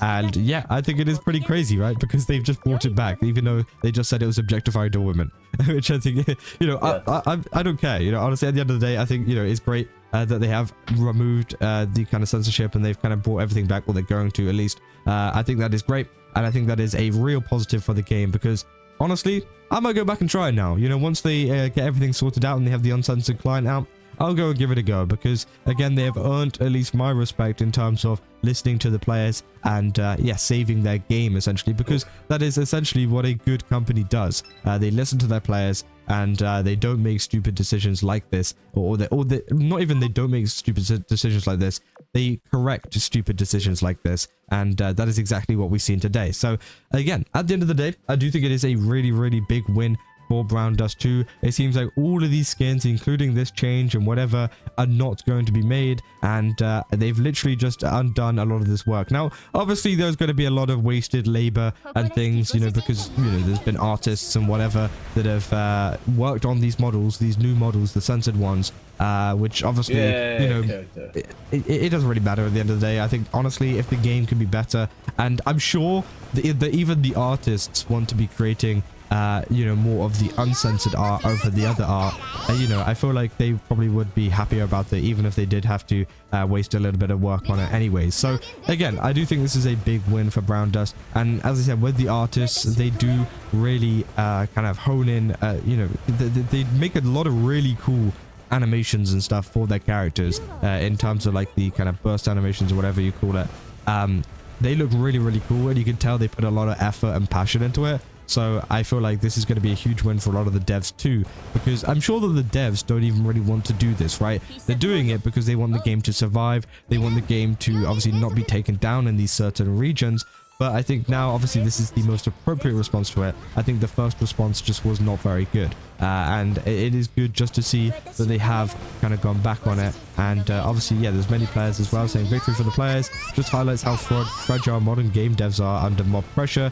Creativity and global standards now bow to outrage mobs. Winning feels good, but it's a terrifying precedent for artistic freedom. Obviously, yeah, I don't know. People say this is So this is an off-the-hip reaction that lacks context. Rockstar's creative team is being forced by investors to apply censorship across markets to streamline resources.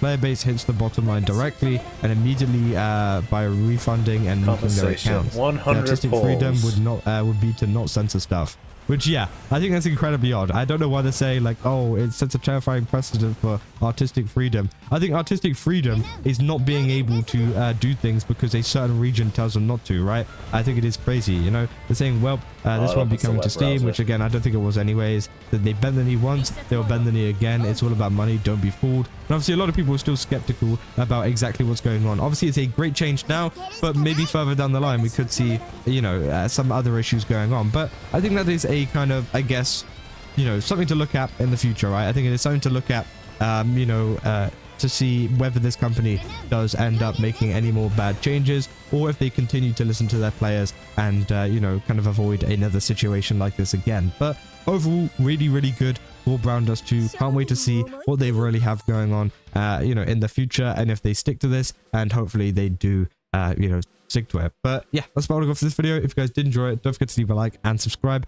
Also, go to GameSubs, use my code Kaza, get 10% off. Again, they've got a ton of really cool stuff over there. Definitely recommend checking it out. And yeah, I'll see you guys in the next one. That's all. Yeah.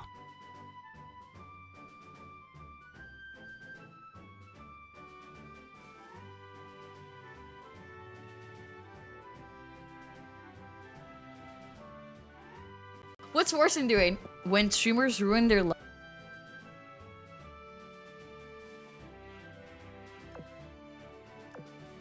Okay, so it seems there's been a crazy development in terms of the Brown Dust.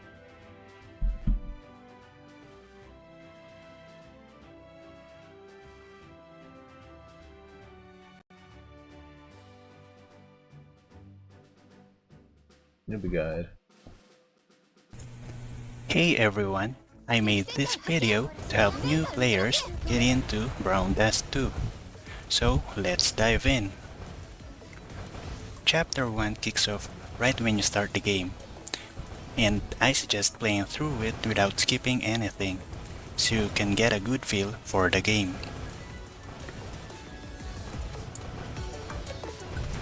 Halfway through Chapter 1, you'll unlock the Infinite Draw. This is where you can reroll as much as you want. If you search online, you'll find that there are recommended characters for this banner.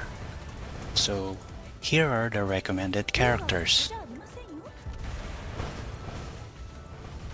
So for option 1, Scara and her SR weapon. Option 2, Elianir and her SR weapon. Option 3, Celia and Christ's weapon. To keep it short, I'd personally choose Celia and Christ's weapon. Christ a good 4-star unit and his weapon will boost his damage. Wait, what was that tier list? Hey everyone, I made this video to help new players get into Brown Dust 2. So... Not at all, actually. The second game...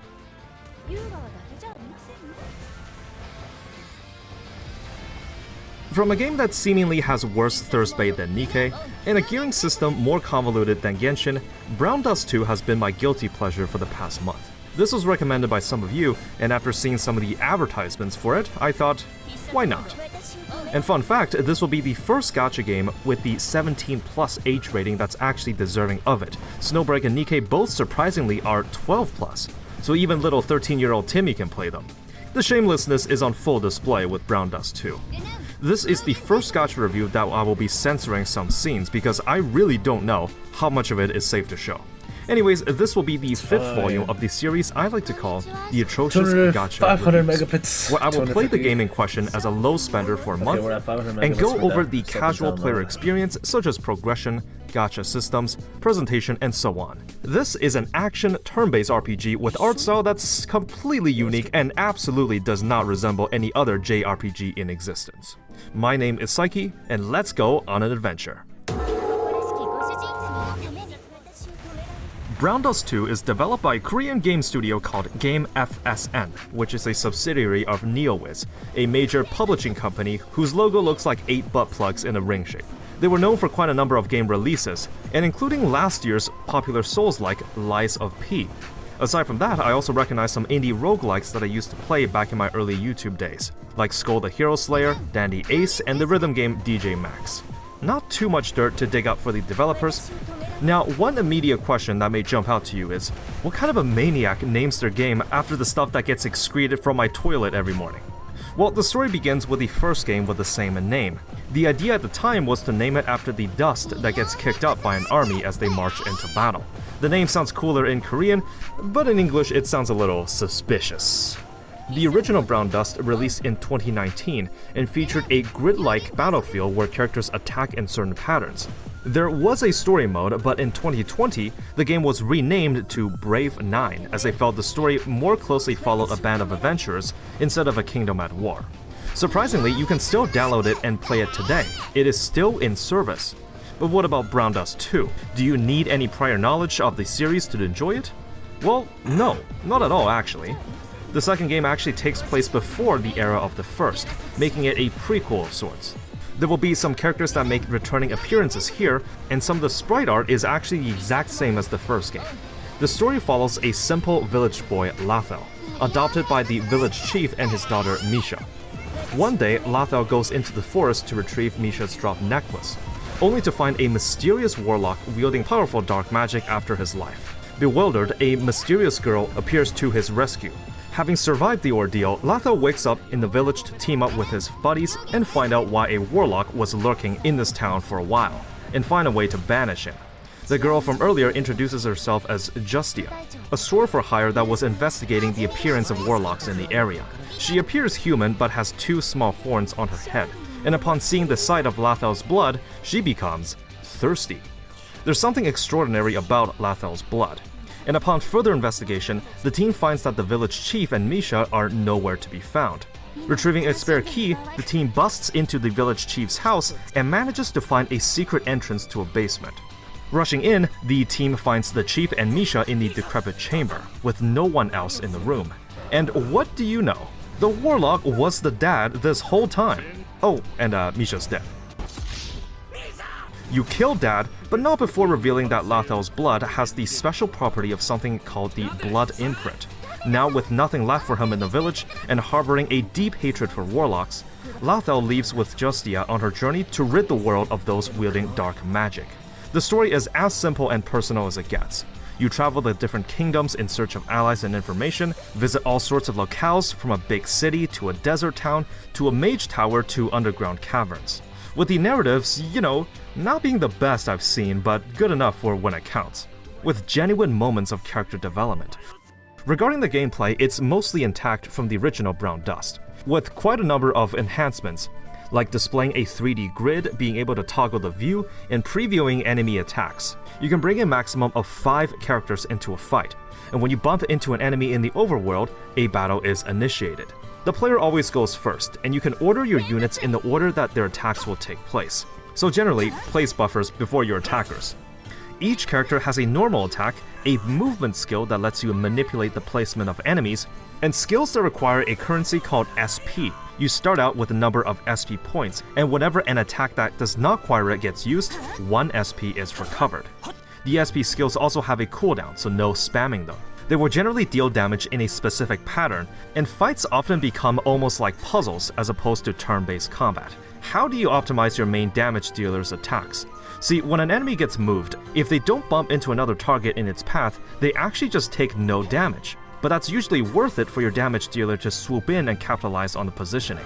Fights are often not allowed to drag on for too long, as starting from turn 10 and onwards, you enter a state called Death Time, where damage by both allies and enemies are greatly amplified. The game physically tries not to let the fight drag on for too long, and I found most encounters were determined by a single turn. There is a simple element system with buffs and resistances. Water beats fire, who beats wind, who beats water right back. There's also light and dark, who deal more damage to each other but resist the same element. I often found buffers to be very effective, as the damage amplification is no joke. The game will even let you preview the outcomes of your decisions, as well as your enemies, so you can better prepare your positionings. You can actually position your allies anytime at any turn, as the game is only locked in when you start your attacks. That being said, the preview feature isn't the most complex or accurate, as it doesn't factor in any buffs or changes to the battlefield, So even if one of your attacks projects that it's not enough to finish off an enemy, if you knew how much your buffs would matter, you can confidently still do the play, and it will get you the results that you wanted. Even with a 5-member setup, the setups for your main damage dealer is often more important than actually dealing the damage itself. In terms of overworld design, each story chapter has its unique dungeon, a hunting area for farmable resources, and a central town area for shops, bars, inns, and the daily bulletin board. There is a dash function that lets you get rid of these small dust devils that can hurt you, small puzzles and traps to find, and teleport points that lets you fast travel. In addition, each character has access to a unique ability that lets you make progress on your account, like Justia's ability to cook items and heal allies, transmutation to forge raw resources into cloth and steel for crafting gear, and forging to actually create gear for your team. Each character can equip up to 5 pieces of gear at a time, and I'll talk about the convoluted gearing system later. But using any character ability will use a pill currency that can be bought from any shop for gold. Just like your typical gacha game, there is a complex web of currencies to keep track of, but we'll break it down one by one. Okay, from every section from here on, I will be giving the usual below, within, or above expectations rating, starting with progression. So the gameplay of Brown Dust 2 can look pretty flashy and satisfying, not to mention giving you the occasional raunchy skill cutscenes. If you play for the fan service, you'll love it here. But how is progression handled? Well, let's take a look. Every character can be ascended every 20 levels using a star currency that's gained by farming or usually other means. Ironically, you level up using slimes, which I'm pretty sure is just a parody of how these adventure quest games have you kill slimes as your first enemy. Character rarity is split into 3, 4, and 5 stars, and 5-star characters get to ascend 5 times, as opposed to its lesser rare counterparts. Each unit has at least one costume, which is kind of like a skin, but also serves as that character's specialization. What I mean is, everyone will have access to their normal and movement attacks, but also a unique ability tied to each costume. So if you have multiple costumes from the same character, then you can use their normal attacks and movements as usual, but also have access to all their costume skills. It's not the same versus having an alternate version of a character. Each costume has their upgrade system, where certain nodes will take a gems currency farmed elsewhere, and certain nodes providing permanent boosts to that skill, some of which are pretty impactful, such as increasing the range of the attack or reducing the SP cost. Each costume can also be limit broken up to 5 times, and what's worth discussion is that limit breaks in this game are actually quite influential, even for support characters. In certain games, only having one copy of a character is enough for the majority of content in the game, and while that's still true here, you benefit a lot from having limit broken costumes, including ways to have 100% crit rate builds, but requiring additional copies of even support characters. We will go into the generosity of the gacha later, but for now, we can talk about the gearing system. Korean games love their complex gearing systems. As mentioned previously, each character can equip up to 5 pieces of gear at a time. Gear can be obtained via story or event rewards, pulled from the gear gacha, or crafted using materials. Gear rarity ranges from N to UR rarity, effectively just translating to 2 to 5 stars. When a piece of gear is crafted, it will randomly select one of 4 possible tiers, with the higher tiers giving better bonuses, but also having a lower chance to be crafted. In fact, the chance is at a minuscule 5%, so even getting the better tiers will cost you some resources. If you dismantle a piece of gear, you are not refunded the materials used to make it. Instead, you will get refinement materials for rerolling gear stats. From the gear gacha, you can also obtain character-exclusive gear, where it can only be equipped by one specific character. Each piece of exclusive gear is even split into different levels of rarity, with R, SR, and UR rank. Each piece of gear can be leveled up to 9 times, with a substat appearing every 3 levels. Using gold, you can attempt to increase the gear's level, but I say attempt because there is a chance that the upgrade fails, and you don't get the gold back. There is a feature to spend gold in bulk, so at least you're not there tapping away for hours. The chance for gear leveling to fail increases as the level itself goes up. Once you get your 3 substats, they will have ranges of how good that substat is, ranging from C to S category. You can spend refinement powder to reroll the stats to see if you get better ranges on the upgrades. Generally, you're not going to see S's very often, so most will just advise to get a couple A's and be done with it. You may also reroll the main and the substats themselves in case you want something different. Doing so will cost yet another refinement material. You can lock certain stats in place if you want them to stay as it is, but this will increase the cost of each reroll. There is a handy button that will let you see the probabilities of all the rerolls, tier drop rates of the gear, and the percentage ranges for the substats themselves. Yep, this is one of those games. The silver lining is that because characters have their own costume skills tagged into one unit, you just have to farm the gear once for each. Now, 1 month is not enough time to get into the deep end of gear optimization. I'm just unlocking the craftable UR gear recently, and the materials are hard enough to manage that I don't even want to imagine of what dealing with endgame looks like. The gearing system is obviously one of the most subjective things for any player to handle. Now, it's not the first gacha to have an RNG artifact system out there, but I know this can be an instant turnoff for some people. Now, I can't say what the endgame looks like yet, but to be completely fair, the game is pretty generous with the refinement materials given out, and the goal to reroll substats isn't that much. With all these currencies in mind, how are the materials themselves farmed? Using the daily replenishable resource called cooked rice, there is a combat area in each map called the Hunting Grounds, where you will battle 5 encounters, then a boss encounter for different resources. One battle will take 1 unit of cooked rice, so each dungeon run will cost 6. Luckily, quick farm is a feature in the game, and you can auto-clear using all of your rice, provided that you beat the dungeons at least once manually prior. All 60 units of rice are replenished at server reset every day, so you just have to log in once daily. What's more, if the game happens to gift you additional rice through rewards or a character's dispatch ability, the rice gets appended as a yellow number, and it stays there permanently, so it can be used at any time and does not impact your daily rice count. Very generous. There is an additional map pack where you can farm the common upgrade materials like gold and slimes for XP. There is a bonus drop rate for either type of materials depending on the day of the week. These dungeons also require rice to farm, so you can choose to spend it here if you wish. There is a third dungeon called the Crystal Caves, where you farm the, well, crystals for each of the elements in the game, which is the currency that allows you to upgrade a costume. This dungeon takes a different replenishable resource called torches. The same 60 are given to you every day, but unlike rice, they don't seem to give out free torches very often. So 60 is usually the max you have to work with every day. Your daily quests actually take very little time to do. There is a bulletin board in each map that allows you to select up to 3 quests a day. It's split into 3 tiers, each tier taking a bit longer to do but also giving you more gold. You don't have to do all 3 every day, only 1 is enough to complete dailies. There is a PvP mode, and I know again, this is going to be a very hit or miss for some people. Essentially, you set up an attack and defense configuration and battle with other players' defenses. There are some special rules and the meta is quite different versus PvE content. You are given 40 goblets every day to use for battles.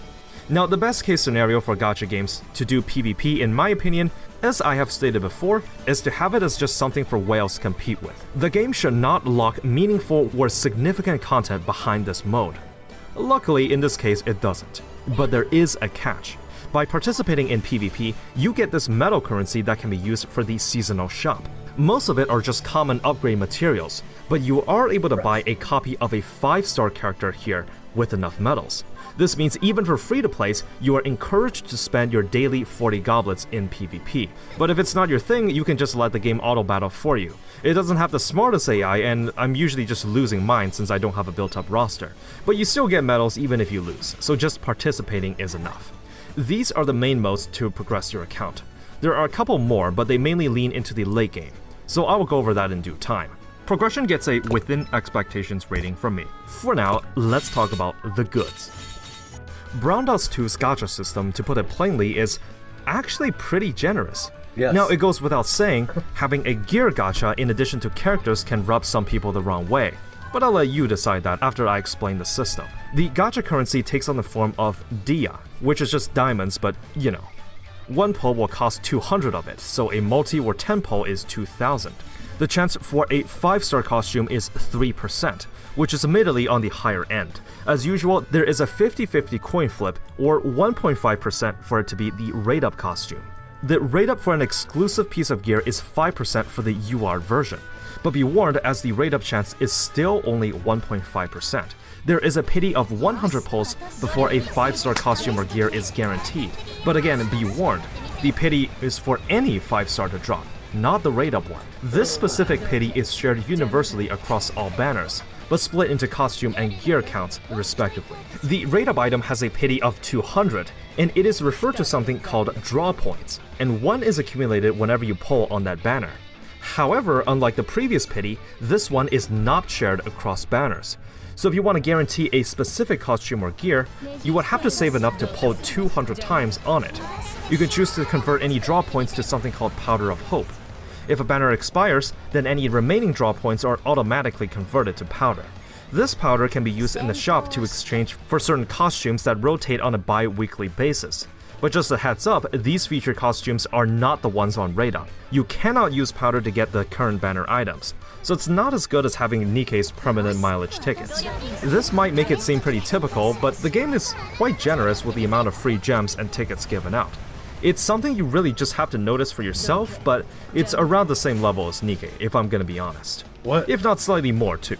There is a daily paid pull that you can do on each banner costing 90 dia. Specific costume or gear, you would have to save enough to pull 200 times on it. You can choose to convert any draw points to something called Powder of Hope. If a banner expires, then any remaining draw points are automatically converted to powder. This powder can be used in the shop to exchange for certain costumes that rotate on a bi-weekly basis. But just a heads up, these featured costumes are not the ones on Radon. You cannot use powder to get the current banner items, so it's not as good as having Nikke's permanent mileage tickets. This might make it seem pretty typical, but the game is quite generous with the amount of free gems and tickets given out.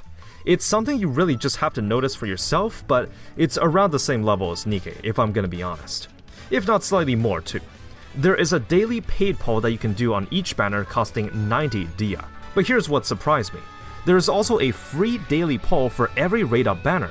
So since most banners are 2 weeks, this would equate to 14 free pulls for each. You even get 10 more tickets whenever you pull the rate-up item. It's like you're getting rewarded for having good luck. For low spenders, the 30-day supply exists in 2 tiers, which I just doubled up since I was okay with spending that amount. There are different seasons for the Battle Pass, one for each event period. There is a free and a premium track. At first, the premium track displayed the 100 gems tag on it, and I thought, oh, it's one of those purchases that costs paid gems. Except no, you can use free gems to unlock it. It's actually a really good deal since 100 gems is the equivalent of 5 pulls, and you get that back and then some. From all the gacha games featured on this channel, this is the first to have a full battle pass for free. There's a reason why it sunk over 800 hours into Deep Rock Galactic and over 100 into Helldivers 2. Outside the gacha space, there is a deep belief that live service games are greedy and predatory. I think there are ways to do it well and ways to not do it so well. These 2 games are some of the few that does player retention correctly and actually has a fully accessible battle pass with no additional charge. I don't know if there's a gacha game in the future that will have the same system that I will review, but for now, this is again really generous. There is a paid dia banner for beginner accounts where you can select 3 characters, and each multi is guaranteed to contain 1 at random. Of course, you want to select the support characters here, since once you start playing these games for a while, you start to get a feel of what's good and what to prioritize. So I decided to plunge on it. Are you serious? Where was this luck when I was playing Limbus Company? Outside of daily logins, the game gives out quite a lot of free tickets, just from literally doing anything. The free gacha currency is definitely on the generous side, and with that 3% SSR rate, you would expect to score a lot of different costumes. But there are a few caveats that I do want to bring up.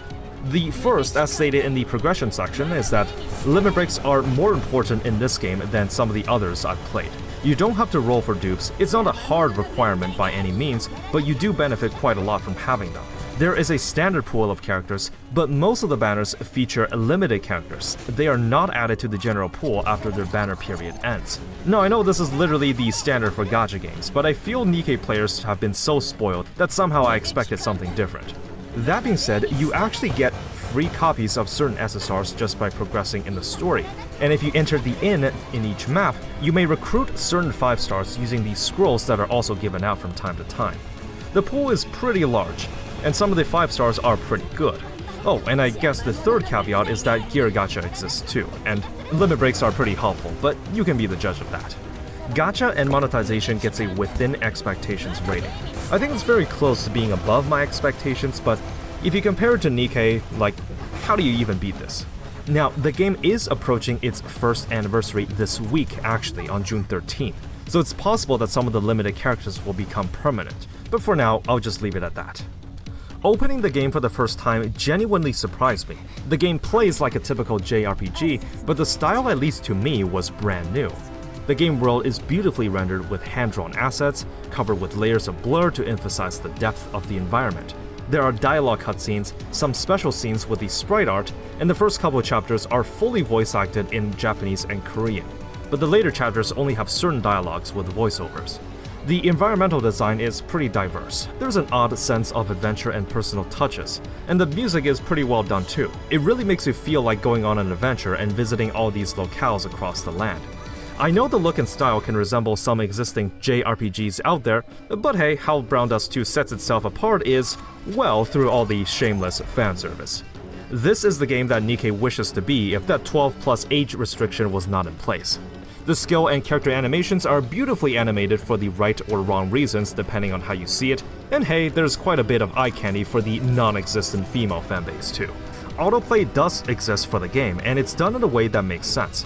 And that does seem to be the norm for gacha games these days. You can actually just tap or click on the objective, and your on-field character will just walk there automatically. Now, the auto AI in the game isn't the smartest. It doesn't know how to avoid enemy encounters, and if you enable autoplay during the battle, it doesn't try to reposition or strategize.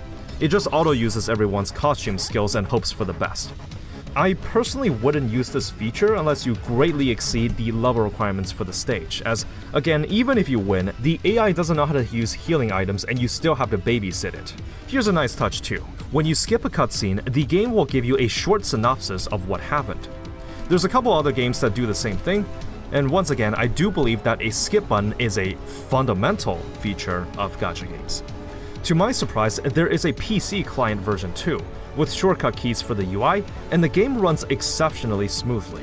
I never encountered any bugs except maybe for the odd UI that's still displayed in Korean.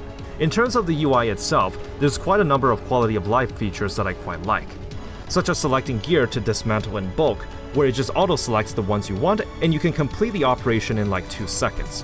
There is an auto battle function for pretty much any game mode, even the event minigame. In terms of the balancing, it may have been due to me snagging some good characters from the gacha, but I overall didn't find too many issues with the balancing or difficulty progression. Like most other gachas, the combat power requirement is not very trustworthy. Like if you're just by the requirement but you don't bring the right units for the job, you're still going to wipe. Brown Dust 2 has a unique artistic identity and both visually and technologically impressive. It is definitely more polished than some of the gacha games I've played. Presentation gets an above expectations rating from me. So you built up your harem of scantily clothed waifus, but how can you put all your investments into good use through late-game challenge content? In this section, we will examine how Brown Dust 2 rewards longtime players by creating and engaging new obstacles for you to clear. Well, first, if you're serious about PvP, I guess that could qualify as late-game content. But for the sake of this review, I will not consider it that. For true late-game, there are several packs in the menu that lets you put your roster to use. The first is the Evil Castle, which is sort of like a tower climbing mode where levels grow increasingly difficult the higher you go. There are different towers with enemy lineups that will demand various elements or damage types, where magic damage literally just doesn't work, and same goes for physical. These 3 towers are permanent, but there's also a 4th called the Tower of Wrath, which rotates on a seasonal basis every 2 weeks. There are 6 total floors in the Tower of Wrath. You will battle 4 enemy lineups, then a boss at the end. You cannot change your team once inside, so no reviving downed allies. You are then scored from several criteria for each of the 5 battles, such as the highest damage dealt, amount of allied damage taken, and so on. Yes, this type of seasonal content does have a leaderboard. Unless you're a giga whale, you will have no chance of competing in the top charts. However, you absolutely don't have to reach that point for a full clear, which is enough to get you the rewards.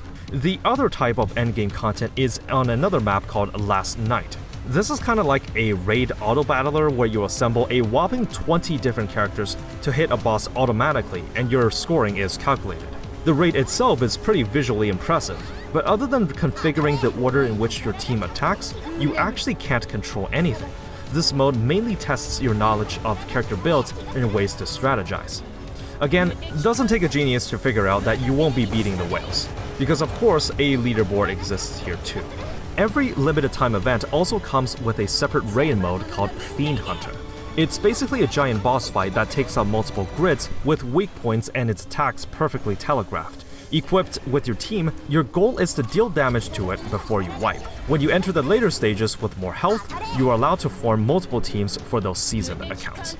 And yes, you guessed it, there is a leaderboard here too. Late game content is fine and plentiful.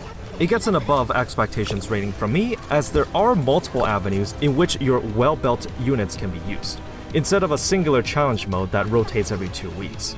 The only issue is the leaderboard in the background. They even place the top 3 players on a pedestal smack dab in the middle of the lobby, and even gives you a bit of extra gold if you stand next to it, as if to draw your attention and taunt you. This is a bit tricky because if you have an extremely competitive mindset, you won't be able to reach this point unless you mindlessly grind or pay up. Of course, this type of content would be perfectly fine if you don't care about any of that stuff. But just know that unlike certain gacha games like Genshin, which have 0 competitive elements with its spiral business system, you do have to keep in mind that Brown Dust 2 is keeping that leaderboard lurking in the background. When judging fear of missing out elements, Brown Dust 2 will get a bit of an advantage here versus other games reviewed on this channel. This is because the game isn't even 1 year old yet. It doesn't have enough track record compared to previous entries, which have all exceeded at least 1 year of runtime. This is also the reason that I will not try to review a gacha game as soon as it goes live, such as for Withering Waves, because there's no way to judge a game based on its performance on handling FOMO or content frequency when it has just launched. That being said, let's go through how Brown Dust 2 mitigates FOMO elements.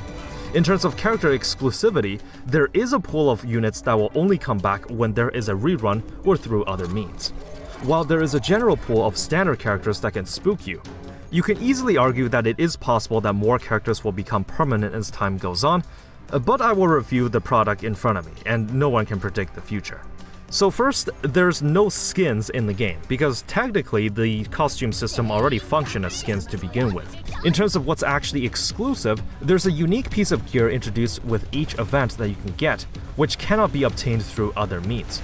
That being said, gear is also quite invisible just sitting in your inventory.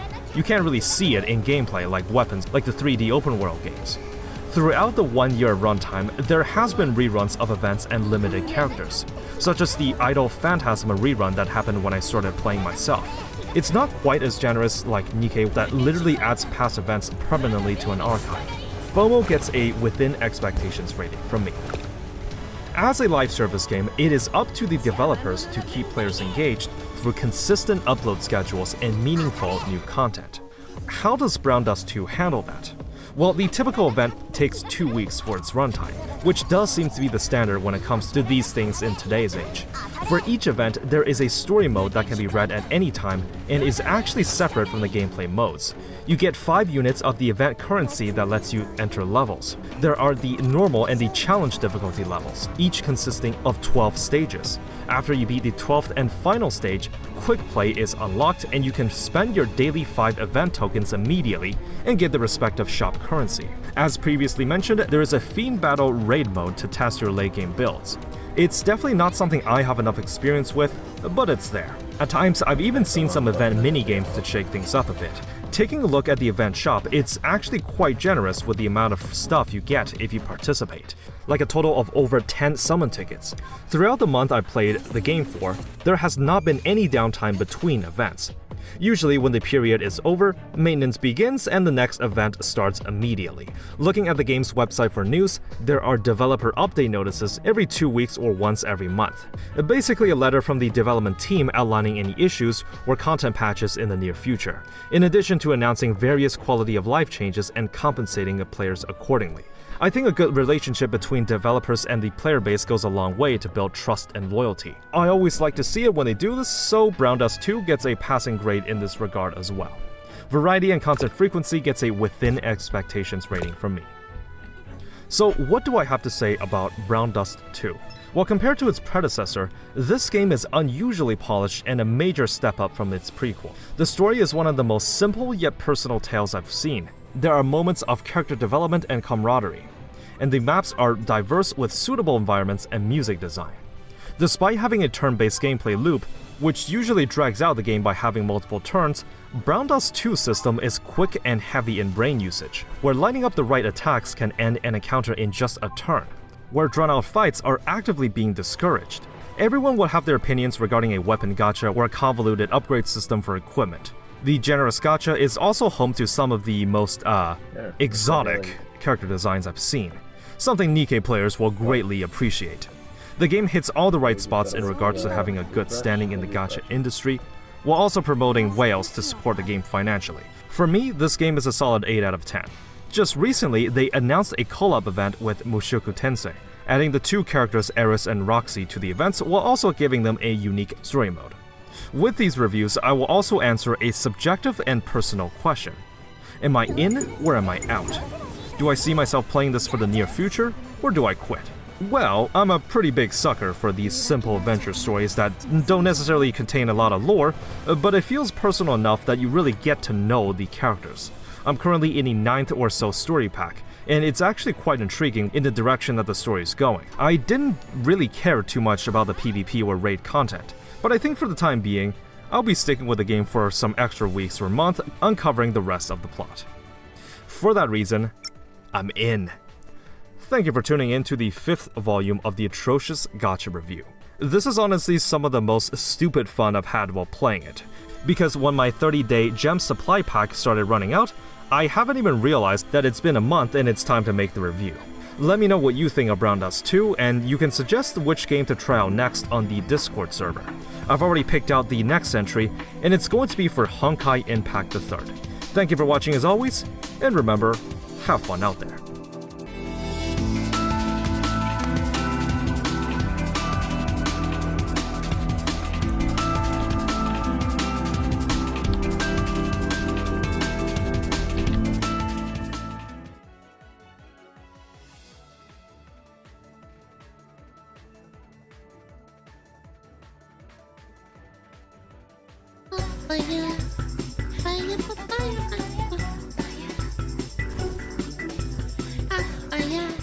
What is this? The Spiff and Brit. Haven't seen this in a bit. What's this about? 10 games, $2. Sales, scams, and suffering. Sounds like everyday life for my chat. The year is 2025, and as the world gets more expensive to live in, video games appear to be following the same path. We have Nintendo announcing their most expensive games yet, and AAA developers angling for a $100 GTA 6. 3,000 megahertz. I thought it was $120, not $100. Maybe I'm fried. It's an expensive time to be buying brand new games at launch. Of course, it's not really a bad time to be a gamer, as we've already had some incredible games released this Steam Winter Sale.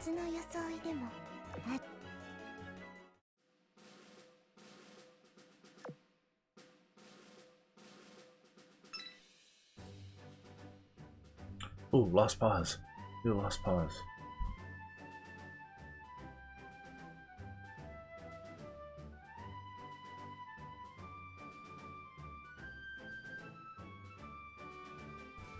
I'm just trying to poo, bruh. Okay, that's a very nice suit to be sliding. Okay, well, you got some Pokemon cards. Why? You're throwing them in his pants. They're Japanese, too. Oh, crap, that's actually a really good card. Is that a Gardevoir? What is that one? Oh, I hope that didn't go in the toilet. No. Someone else was making him go in and out there too. I genuinely don't know what that card was. It was so blurry. Oh, it's actually one of the evolutions. I think that's Espeon, a terrestrialized Espeon. Okay. Not a bad pull. Honestly, that's probably worth quite a bit. It's Japanese too. I'm more upset the fact that he didn't catch that card. I genuinely don't know. Like, if someone came on me and gave me a free Pokemon card like that, I wouldn't be that upset. Anyway, what's cracking, guys, and welcome to the best place on planet Earth, my YouTube channel. Yo, what's up? And we also have a brilliant friggin' Lost Pause subreddit full of 125k booty slappers. More. That's a lot of booty slapping. And also our Lost Pause Discord, where you guys can all just join and have fun in both of these communities. I'm going to be pulling memes from all of these communities and combine them together to make a big Lost Pause video, because I like you. Also got a fan mail unboxing that I do need to do. I think I'm going to put it up next week because I've been very busy this week. So yeah, if you guys want to send me whatever, hey, P.O. Box right below, whether it's fan mail, letter, whatever have you. I love it. But for now, let's get to it. Oh, all right, we mixing out there from a Robo Art lady. Okay. She's cute. That was that was pretty smooth. I ain't gonna lie. That was nice. Even filling it up. All right. Even tells you how much you even filled it up there. So now you gotta, you didn't hold the cap there, buddy. Okay. Oh. You just splurged. No, she just got impacted. I don't know if it was from the top of it or if it was just the water itself. There was a lot. There was so much power in the splurge. Got inspired by muscles. I drew strong Lily and VTuber Noble. And okay, yeah, I remember reacting to that lady. And yo, Lily out there and VTuber me like, oh, hey. Man even remembers my VTuber form. Let's go. Lily is packing some heat there. There's even another one. Sup, Chief? Oh my goodness. Oh my God. I think I'm gonna be the one getting uppies here out there. I gotta get inspired. Yo, if Lily looking that good, I gotta up my game. Author of adult manga buys a Ferrari with his earnings. Volume 1 alone sold more than 370,000 copies. Dang, man. I guess that's something to do with all your money out there. I honestly, I would not waste money on a Ferrari. I wouldn't do that. I would waste money on anime figures and video games. That's how I waste my money. And of course, Eevees. I pretend that I'm under my classmate's hypnosis. Today, I'm her boyfriend again. Come on. I have an incredible figure. Don't wear glasses. I have straight and silky hair. I am beautiful. That's how you see me. Hypnosis. I don't know anything about this. I think the best girl is the one with glasses, messy hair, and a little introverted. I also think that a slightly soft belly is nicer than a perfect figure. That's why amateurs are. Wait, excuse me. Wait, amateur? Wait a minute.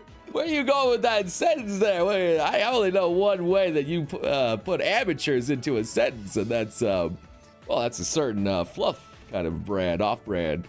You can choose a superpower, but the first person to reply can choose a side effect. Oh, this is fun out here. Okay. The ability to produce water. You will have to pee it out. That's unfortunate. I wish to be able to take the abilities from games I play and activate it in the real world. You have to beat the game with your feet first. Yes. It's tough. Gentle maid. Yeah, that could be a little bit difficult, man. That could be a little. You gotta choose the easy games on that one. I guess we can also play this game. I can think of like a superpower. I wish that I had flight, but the only way I can do it is through farting. Okay. All right. Maybe I'll choose a different one that you guys can complete. All right, some Japanese text out there that roughly translates to "I want you." Does he? What is she saying? She said she wants you. For what? I don't know. For mating, probably. What do you mean mating? It's January, right? Yeah. Well, it's the start of mating season for her. How long do spider crabs mate for? Several days, I think. Excuse you? Several days of mating? Brother, why are you looking at crabs like that? Why do you want to know that information specifically about spider crabs? I'm here to save you, princess.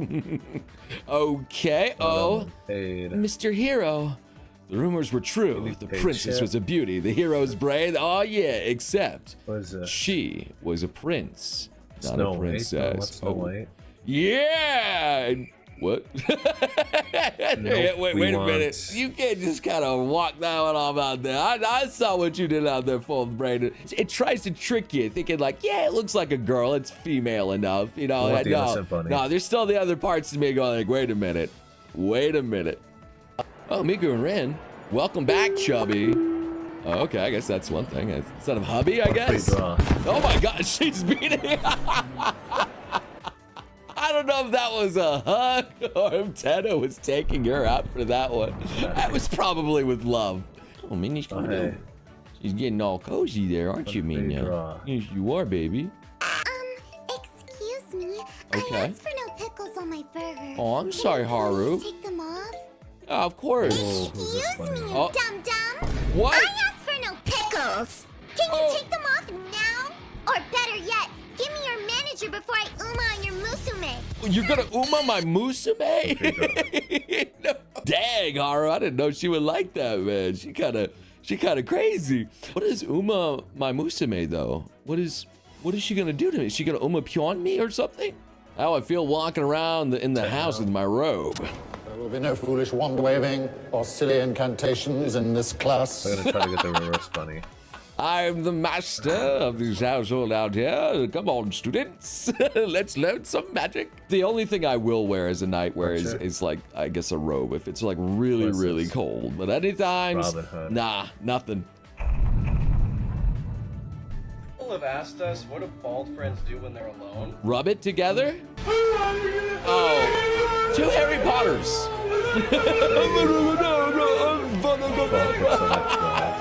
The posing is perfect. Absolutely perfect. Yeah, you know, why not? I'll get there soon. I'll get my wand.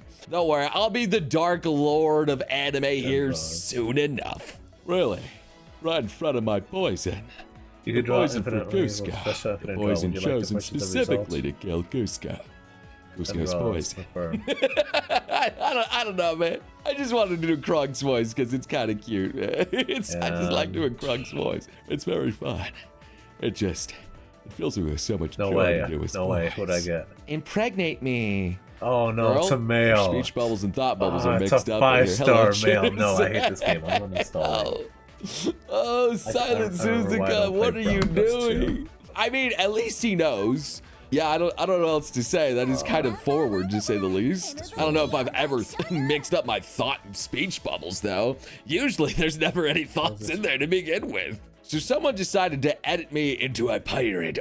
Matey, that's not a bad-looking noble out there. You even got a little shanty to go along with it. Let's hear it.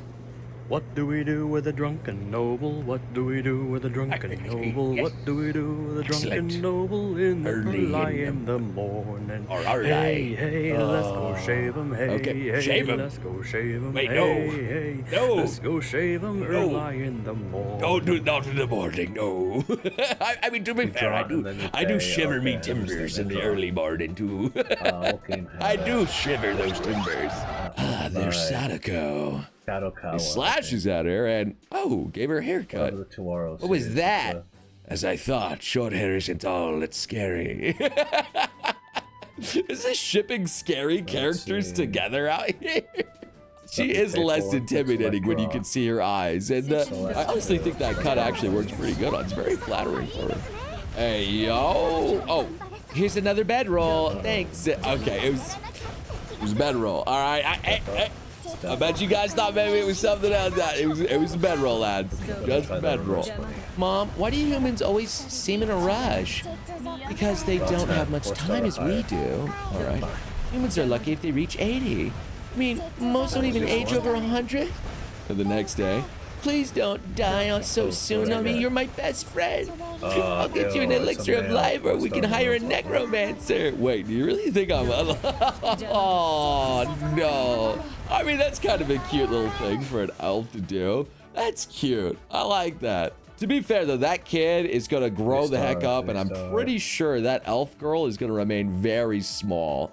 Why, Grandma, what big ears do you have? Yes, Goldship, I have big ears, but at least mine are not attracted to big, stupid horse face. What do you mean, big, stupid horse face? Try again. Okay. Interesting mix up there. I mean, I would believe that Goldship could just change up her face just like that on a whim if she wanted to. You got a little fan art of Lily out there with the star eyes and stuff. That's very cute. Even one of my chair, the first one of my chair, I think of specifically. That's supposed to be Shinobu and Orihiro. I'm tired. the one thing that's inaccurate about this is that I actually don't use the pillow on the back. I don't even have the lumbar support. I don't like those. I don't like either of those. I don't think they're comfortable. I don't think they're good. Another Guess the Lily cosplay out here, and those daggers seem incredibly inaccurate. Are those even daggers at that point? What kind of I got her. weapons I got her. are I got the reverse bunny. I mean, I like the pose and everything out there. I like the heels. Those heels are ridiculous. Great. I got her. All right, this one's kind of goes along with like the Lily mechanic theme out there. Honestly, it just kind of looks like an alternative outfit, except she just got like her grippers out on the bottom out there, just in case you wanted to see them toes. And the final one looks like some archer. I mean, she looks smug. I like the woo face. It's very good. I also do like that little tunic thing that she's wearing out there. That's very nice. I even like the belt and everything. It looks good. It's a solid outfit. I feel so bad because I know actually none of these. I know nothing. Lily at a concert with the giant donut. I'm like, nah. I don't know if I'm happy, screaming in support, or if I'm mad. But this is actually such a good use of this meme. Lily looks so good too. It was only a matter of time till Lily was drawn in the free render thing out here. Why does she actually kind of look like a jelly-filled donut in that? I'm actually kind of upset that I've noticed that now. I can't unsee it. And then a goody cap out there, the goody monster beast face of Lily. That looks scary. Someone messed with her. I don't know. Machiko. And then we got a massive good Lily fan art. Yo, looking good. She even took the gloves off and put them in her thing out there. She looking kind of sassy, like she gonna beat me up or something out there. Like, what I done? Do something wrong, girl? Lily, please. All right, that's gonna do it here for our little Lost Pods Reddit section. I hope you guys had section. It's video, Noble. It is a video. What section? Anyway, I hope you guys had some good laughs and fun. If you did, check out my other videos. Have some fun. Leave a like for the cutest little black cat, Midna right here. And yeah, just look at Midna. That's cute. I didn't get her. Enhance. Enhance. Enhance. Time Liberator. Ooh. We got another 4-star. We got the Time Liberator twice. Time Liberator and one rank based. Nope. When does this end? January 15th? That's yeah. Girl, here, you dropped your eyelashes. What? As no, wait, it actually is just her eyelashes and she puts them back on. What is this furry outfit that they gave you in Monster Hunter now? Bro, it's just getting wild. Oh, my eyes fell out. Oh no, my hair fell out. Can you put it back on for me? It's just eyelashes of all things, is there? I mean, sure, why not, I guess. What's cracking, gamers, and welcome to a very busy week in video games. Lots of cool things happening, let me tell you, and I have some good memes to go with it. So with the good times underway, hey, hit the like button, subscribe, let's get to it. Are you using a mouse on your cat to get, wait, you're actually, no, that movement does not line up. That movement, no, you're lying. You're lying, but that is cute though. That is cute that you're scratching in the head with the mouse. Okay, it's not a mouse pad, it's a meows pad. See myself out. Spider, have you forgotten that I am made of silk? Clearly you're in more need of your cloak. Less talking, more running. Just the frozen solid on it. Yeah, I remember that segment on that mountain very well when she had nothing on and she would freeze if she was out there too. That was a pretty rough segment, I ain't gonna lie. Doing nothing but using your kicks. You couldn't see it, but I was kicking. This is my kick motion. All right, Princess Zelda doing some exercises. And like, please forgive me. Like, oh no. She closed to that brother. I have been there, Link. I have wanted to get myself on them thick thighs too and trap myself in there. It's not a good idea. You will not come back alive. It's not good. You will not be able to breathe, my brothers. Take this from somebody who has been there. But it's very comfortable before the air leaves your lungs. It's time, boy. Oh, come on. I'm tired today. I don't wanna. Ship waifus. My body is ready. Azur Lane? Set sail, commanders, for Azur Lane. Azur Lane is a side-scrolling bullet hex shooter where you control your fleet of ship girls against Is my comment here? No. Where's the Azure Lane? It's the oncoming threat of sirens. There's tons of girls to collect, enhance, and even relax with, if you so choose, in this beauty of a game. Okay, very cool. But show me the real reason we all here. You salty dog, fine! Azure Lane is getting a new wave of ship girls for you to collect. New ultra-rare ships Lexington 2 is making her glorious comeback, along with the blonde bombshell William D. Porter. Fan-favorite Cleveland Meta is getting a new super rare form, along with Cowpenzu. That looks like a cow. You gotta drink that milk, buddy. Way ahead of you. And where would we be without teasing a few of these new live 2D and interactive skins, such as the lovely Prince Eugen as a bunny girl. Looks like she's on the menu tonight. Howdy Leu, who's a clumsy maid that seems to have a bit of trouble getting everything all washed up. Mecklenburg, trying desperately to seduce me into deleting my channel if I show any more on this nice YouTube platform. Plus many more shit girls. So what are you waiting for, Commanders? Play Azure Lane using my sponsored link below in the description. There's many ship girls for you to collect, and I know that doc of yours is willing to accept them all. Big shout out to Azure Lane for sponsoring today's video. Now let's get back to the memes. Team Cherry announcing we're having so much fun developing Sea of Sorrow that we're making it a standalone game. Oh. No. No, no, please. Please. Team Cherry, please. Please. You don't have to worry too much because Hollow Knight did actually have, I think, 2 major big expansions. God Something was one of them, actually. You have to forgive me. I came into the game literally right before Silk Song was getting released, so I came in at a good time. We might be fine. Sage's voice lines and crosswords are really funny. You miscalculated. Proof of my superior design. Nice, It's all Star. right. You never had a chance. I will observe an unusual event. This isn't so 9 hard. out of 10. For me, maximizing performance, upgrade pending, temperature falling, No. an unwelcome environment, Okay. temperature rising. Temperature Not me, rising. stupid. Okay, that's a really cute, man. Whoever did the voice acting work of Sage actually cooked. It's really, really cute. Who knew you could make robot girls so cute? If I recall, Bravely Default was a little bit like this. Okay. Look, if you're worried that your armpits smell after wearing that bulky armor, you can just ask me to check them, if they do, okay? He's like a fairy companion and... Okay. I mean, was there actually something like that? I have never played Bravely Default. I couldn't tell you. The people that have played Bravely Default, is there an armpit sniffing fairy in there? Because that's like something that belongs in interspecies reviewers, I feel. Oh, holy Dark Souls. Well, you couldn't get past that one. That's a good spot to let. Oh. Oh. Again? Brother, no. You know, I honestly thought he got lucky there for a second until the archer got him, man. He actually, you know, honestly wasn't too bad there. Ready for the nether? Let's go. All right, Giga Chad, Alex, and friggin', oh my God, let's go. And, oh, they came back. Steve, what the heck, man? Oh, dear Lord. Kinda cool, kinda neat. I told him, come quickly and bring protection. And well, Pitt actually did it, man. Pitt came in there and he's doing it, man. The instructions were clear. My man was just following orders. Why she want it quickly, though? Yo, Yakuza. Oh.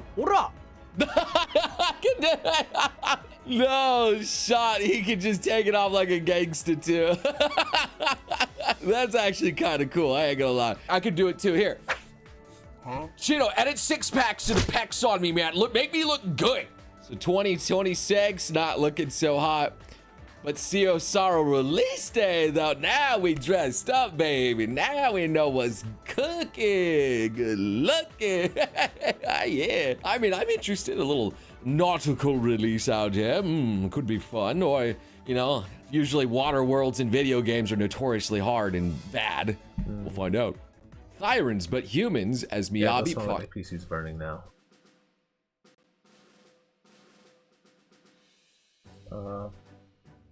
Last one, then we go play Nikke.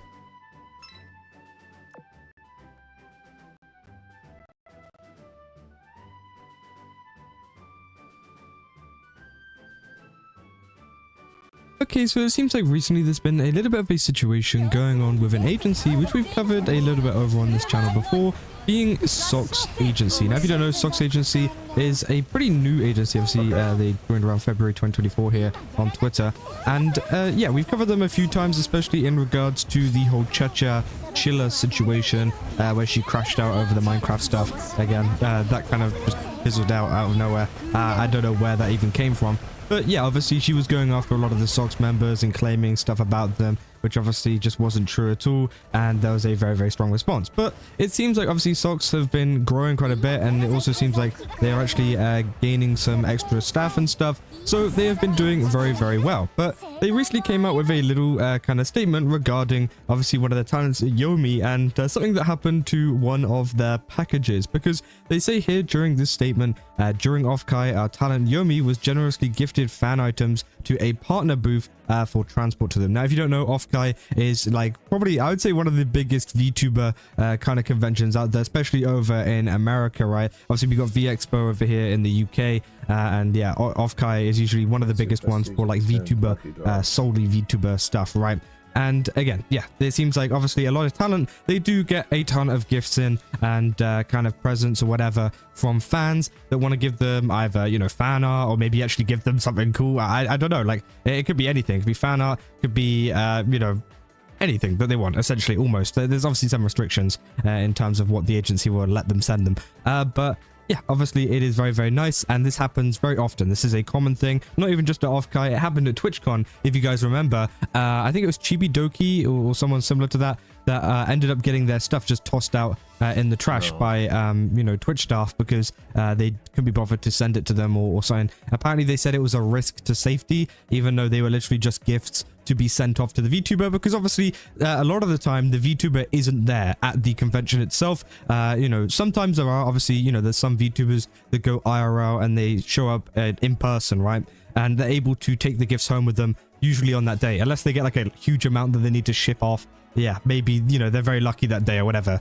But usually they're allowed to take it home with them afterwards. And obviously with the VTubers that don't show up, the agency or whatever will deal with the, you know, sending it to them, because obviously, you know, the agency probably knows their address and stuff and what to send it to, rather than, you know, fans doing it or making some kind of PO box, right? So the agency deals with it, sends it off to them, and they say these fan items were sent out a few months later to Yomi during the process of the moving, and we're sad to report the items were stolen after delivery and were unable to retrieve them or find out their location. So yeah, it seems like someone was yeah, stealing it, and this is a very common thing, I think, especially in America. I don't think it's as common in the UK. I haven't really seen very many people do it over here, but you know, porch pirates, they are very, very common. They've been coming up quite a bit recently, where essentially someone will leave you know, a delivery thing. You know, a lot of the time they leave it at your door for you to pick up, and they say, you know, come outside and get it or whatever, and you go and get it later on or something. Usually there are some people that maybe stalk these vans or whatever that are delivering these kind of things, and then they go to your home and they take it off of your porch before you even get to the door to get the package, right? So they take it off your door, and it's not the fault, well, it's not entirely the fault of the delivery company. It depends. You know, obviously they should be putting it in a safe space. Like a lot of the time, many people will have like containers or whatever that obviously delivery person can do it in, or maybe, you know, you should be like kind of answering the door or whatever. But obviously sometimes people don't like to do that, and that's totally okay. So yeah, it's just one of those things that happens. If you do leave your package at the door, or it gets left there for a period of time, then it can become a problem, because someone can just go ahead and swipe it. And you know, it's understandable, maybe if you're out the house and stuff as well, that can happen. And yeah, obviously I don't think it's fully the fault of the delivery company here, because they just deliver the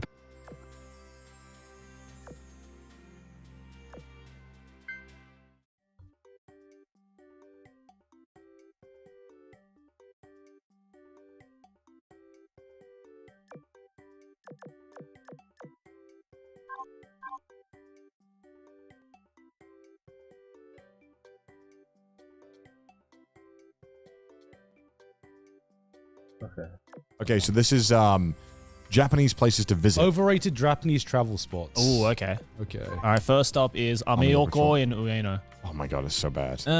It's just not good. It's just meh. It's not bad. It's not But like, overrated. I don't understand how this became a tourist thing. Except I'm pretty sure it's just because it's proximity to Ueno Park. Yeah. Ueno, I feel like this is all right, just because Ueno is a really cool area in general, and there's not just like this going on. But if you just want, Ueno's a good spot if you just want a little bit of everything on a night out. You know, there is like, I think though, certain spots that they're quite good, but sometimes they require you to maybe know the area quite well, or maybe you need to know a bit of Japanese or know a couple of spots there. And this is one of those things where I think like if you knew Japanese, I feel like your night out here would be so much more fun because there's a lot of like close proximity, and I think that you can definitely have a better night. But just as a tour, like if I took my parents there, I'm pretty sure they'd be like, what is this? This is just like too busy. Crap. Well, it depends on how young you are. And also the food, some of it can be pretty gnarly there. Yeah, that's true. That's true. Yeah, but if you just want like a cheap, casual fun Would you night say out, meh or all right? I'd say it's all right. If you're, especially if you're just looking for like maybe you're in university, maybe you're looking for a more budget holiday. Okay. This is fucking sick. Can we agree on a base rule of the fact, like, because I judge a tourist spot, one by the thing itself, obviously, but how crowded it is. Like, I think for a tourist spot to be good, if it is way too overcrowded, it's going to take points. Well, off, the right? problem with this is that this is Japan tourist spots and they're all fucking over. No, that's what I'm saying. Yeah. Like, I think a less visually like stunning area that is completely empty is more fun and interesting than a place that like, for example, next up, the bamboo. If you come here on the wrong day, it's miserable. Yeah. This is just a horrible thing. It's cool. But I would fucking rate Arashiyama way higher than just like regular Kyoto. Yeah, just like the temples and stuff like that. I will say, because there's lots to do.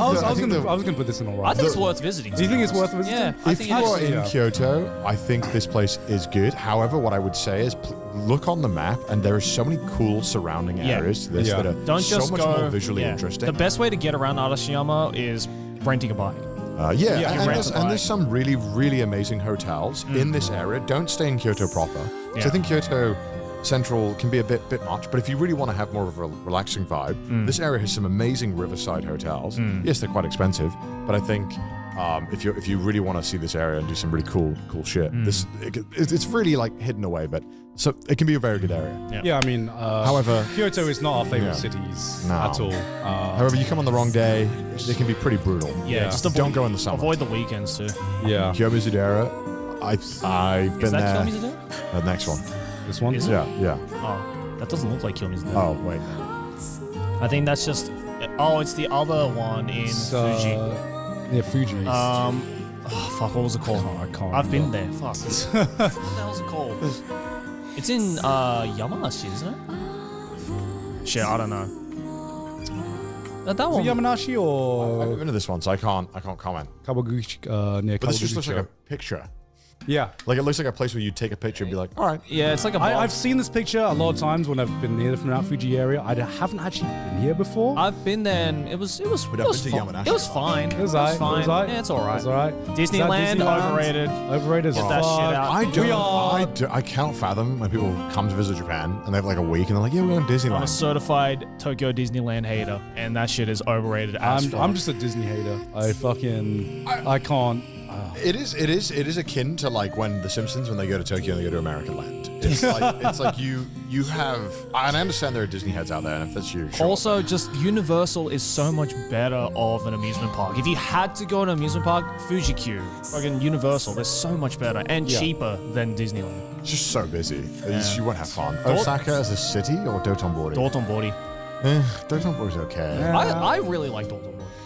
Not my favorite spot in Osaka, but I think going to what Connor said about the how busy is it. I think it's getting. Dotonbori is so busy. It's getting way busy too. now, It's yeah. way too busy. Well, it's not that bad. Well, it depends on what day you go. If you go on a weekend, it's actually miserable. If you go on a weekend, you actually can't move around and you can't. Yeah, find but you can anywhere. say that about any one of these. No, not all of these. Dotonbori is like especially that. I've been there with friends on like the wrong day, and you literally just cannot get around or do anything. I think the thing about Dotonbori is that it's a really big area, and if you're looking at just that one picture, that everything you can see in that picture is horrible. Yeah. But you walk 5 minutes out, and it's pretty fun. So I don't know how to judge this. Like, are we judging it as like if you were to drink around like that area, or if we're just purely looking at the sign? Would it be somewhere else with Osaka? Actually, you know what? It's got to be just the sign, right? Okay, if we're just counting the sign, then it's just all right. Yeah. Meh. I would say meh. But this whole area, if we can just walk out of this entire area, I'd say it's worth visiting. Yeah, I'd say it's worth visiting. Yeah. The area is worth visiting. However, the area is like the worth sign visiting. as a tourist attraction is definitely like overrated. Yeah, that's definitely. Okay, so then put it. I guess we'll put it worth visiting. We'll just say it. Yeah, okay. We'll say worth visiting. The 1,000 things, nah. I guess overrated as fuck. It's just meh. I think. Meh. It's so overrated. Bro, get your Instagram picture and then fuck off. Because if you don't have an Instagram account, there is no reason for you to visit this. And this is even coming from like I have been here. I did a full Kyoto visit with Chris during the pandemic when there was no one. I went here when there was literally no one. Yeah. When you could get all these pictures like this. It was sick. It was still boring. Really? I went during COVID as well and I was sick. Because you could actually like Kyoto was definitely, it was better. Yeah. But but he doesn't post on Instagram. Yeah. Oh, yeah. And also like like in terms of all of Kyoto's things, I think this is one of the most boring things in Kyoto. Yeah. This is one of those like once and done type of places. Because there's also other areas in Japan that have similar things that are way less crowded. Yeah, but it's harder to get to. Yeah. This is famous because A, it's in Kyoto, and B, because it's easy to get to. If you really wanted this, I feel like you could go somewhere better. Yeah. There's some of these like landscapes I don't reckon. Oh, the left, that's Shinjuku Gyoen, isn't it? Is that Shinjuku Gyoen? It's a park. Or it's Korakuen, one of the maybe the 3 big parks. Yeah. I think it's Shinjuku Gyoen. I mean, it's good. Wait, do you recognize? I know. The next Yeah, that's in Hakodate. Yeah, I forgot what that's called. It's Fuck. it's the castle remains, which It's pretty cool. Star. I've been there. It's actually pretty sick. The 4th one as well. That's Hakodate Mountain. This 3rd one, is that the battleground site? Is that what that is? Yeah, the one from Shogun. This one. Oh, the 3rd. The 4th one is Hakone. Yeah. That one. Okay. Yeah, that's the top of the mountain. That's Hakone. Yeah. What's the 3rd one? Oh, is it? Oh, you're right. Okay. I couldn't tell what it was because it's just. What's on the foreground there? I couldn't tell. It's too small. All right. Let's assume this is Shinjuku Gyoen. I think the strength of Shinjuku Gyoen, the bad part is you have to pay. Yeah. The good part is that because you have to pay, it's way less crowded than like Yoyogi, and it's an actually really stunning park. I would say it's worth visiting. I would say it as well. It's probably the best park in Japan in terms of like. In Tokyo. Yeah. In Tokyo. Yeah. I mean, I've been to what's the one in it's Kanazawa, right? They have a famous one. Korakuen. It might be that one. I think Shinjuku is better than Korakuen.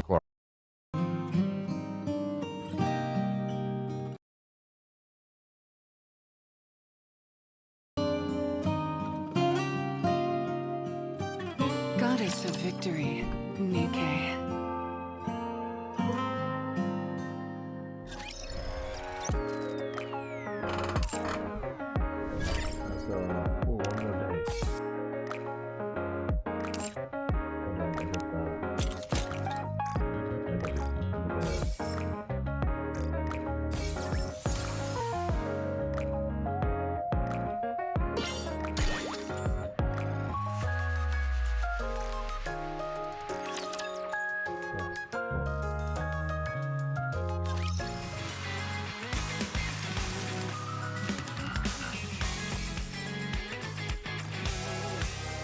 Commencing operation.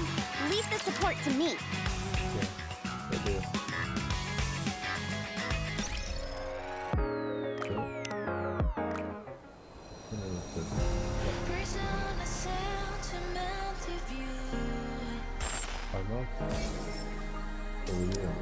The sounds is what I never knew. Glowing white, it's nearly white. So purified. Hey, Rabbity! Let's have some fun!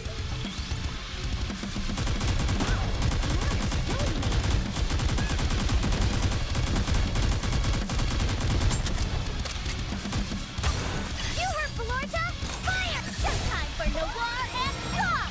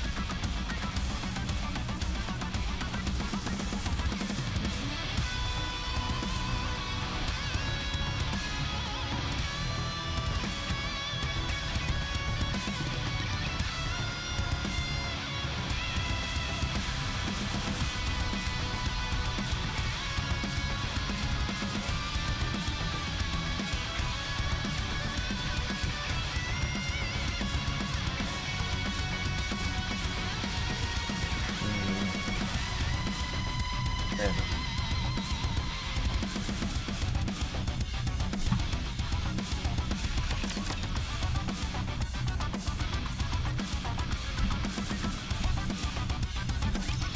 not scared, so long as Noir is here with me.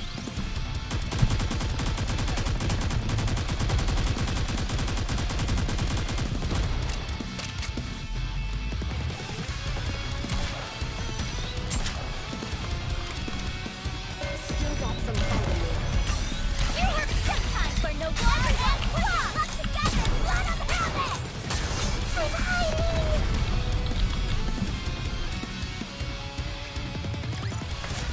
I may look like a bunny, but I'll take on anyone, anytime, anywhere.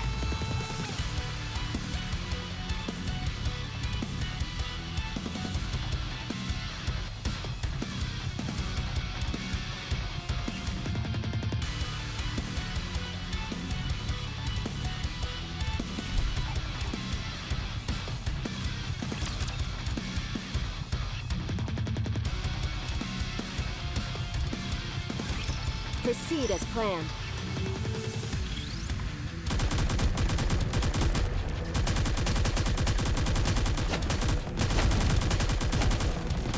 Getting ready. You have some time for Noir and Claw!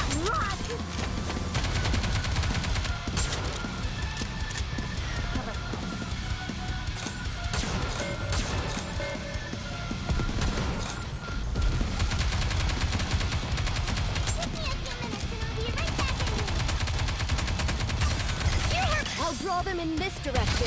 Focus fire. Everyone, put your clubs together! Blood of helmet!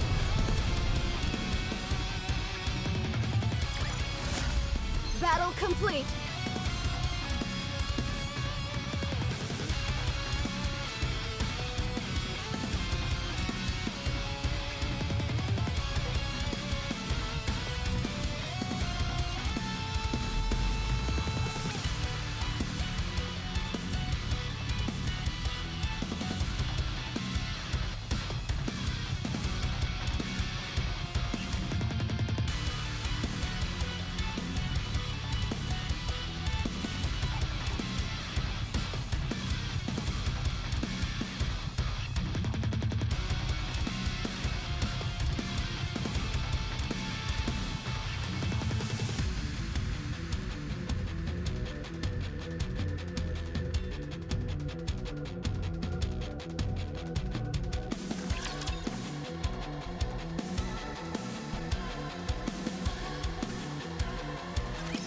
Engaging the enemy.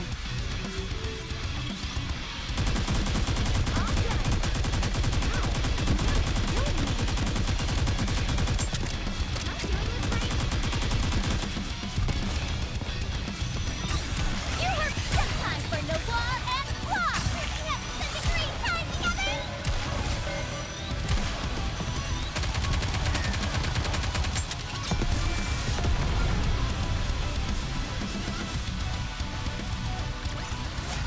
I may look like a bunny, but I'll take on anyone, anytime, anywhere.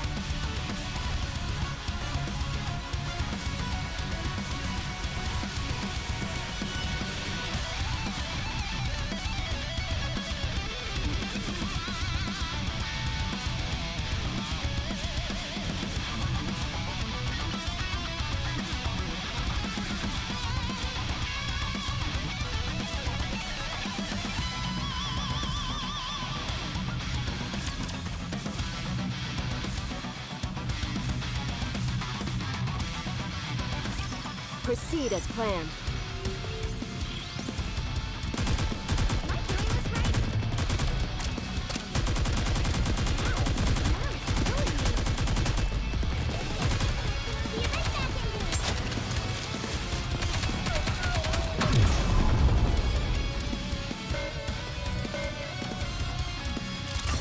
You have some time for Noir and Claw! Lock together, blood of helmet!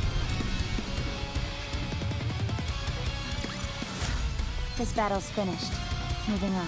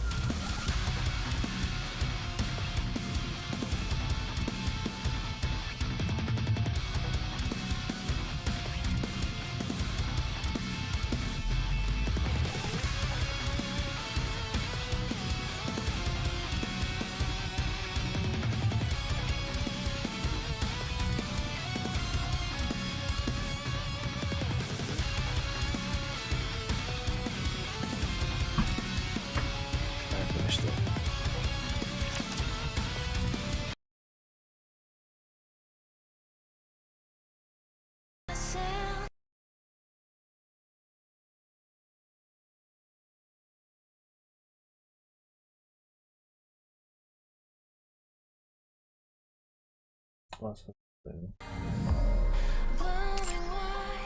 lily white, so purified like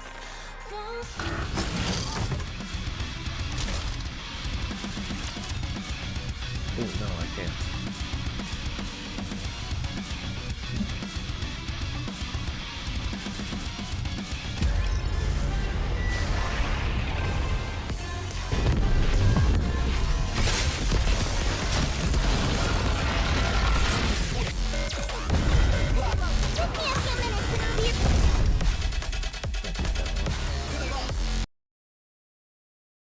Again, I think the size of it is really impressive, and the fact that you're in Shinjuku is crazy. And we make people pay, so we can gatekeep. It's like 200 yen or 500 yen, actually. I don't know. I see Unless you were that old dude that was putting foreigners in for free for like 60 years. Or whatever it was. If you live in Japan, you can get a year pass that costs like 2,000 yen, I think. So Okay, both the Hakodate ones, I think it's worth visiting. I really I love Hakodate. Yeah, Hakodate's sick.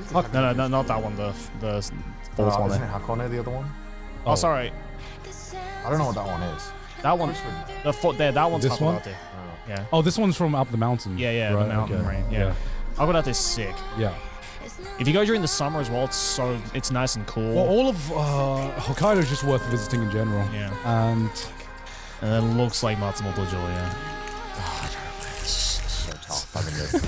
All right, let's look at the ones that we recognize. So the Torii Gate in the water there, that's Itsukushima and Hiroshima. No, isn't it the Miyajima, right? Yeah. Miyajima is Itsukushima.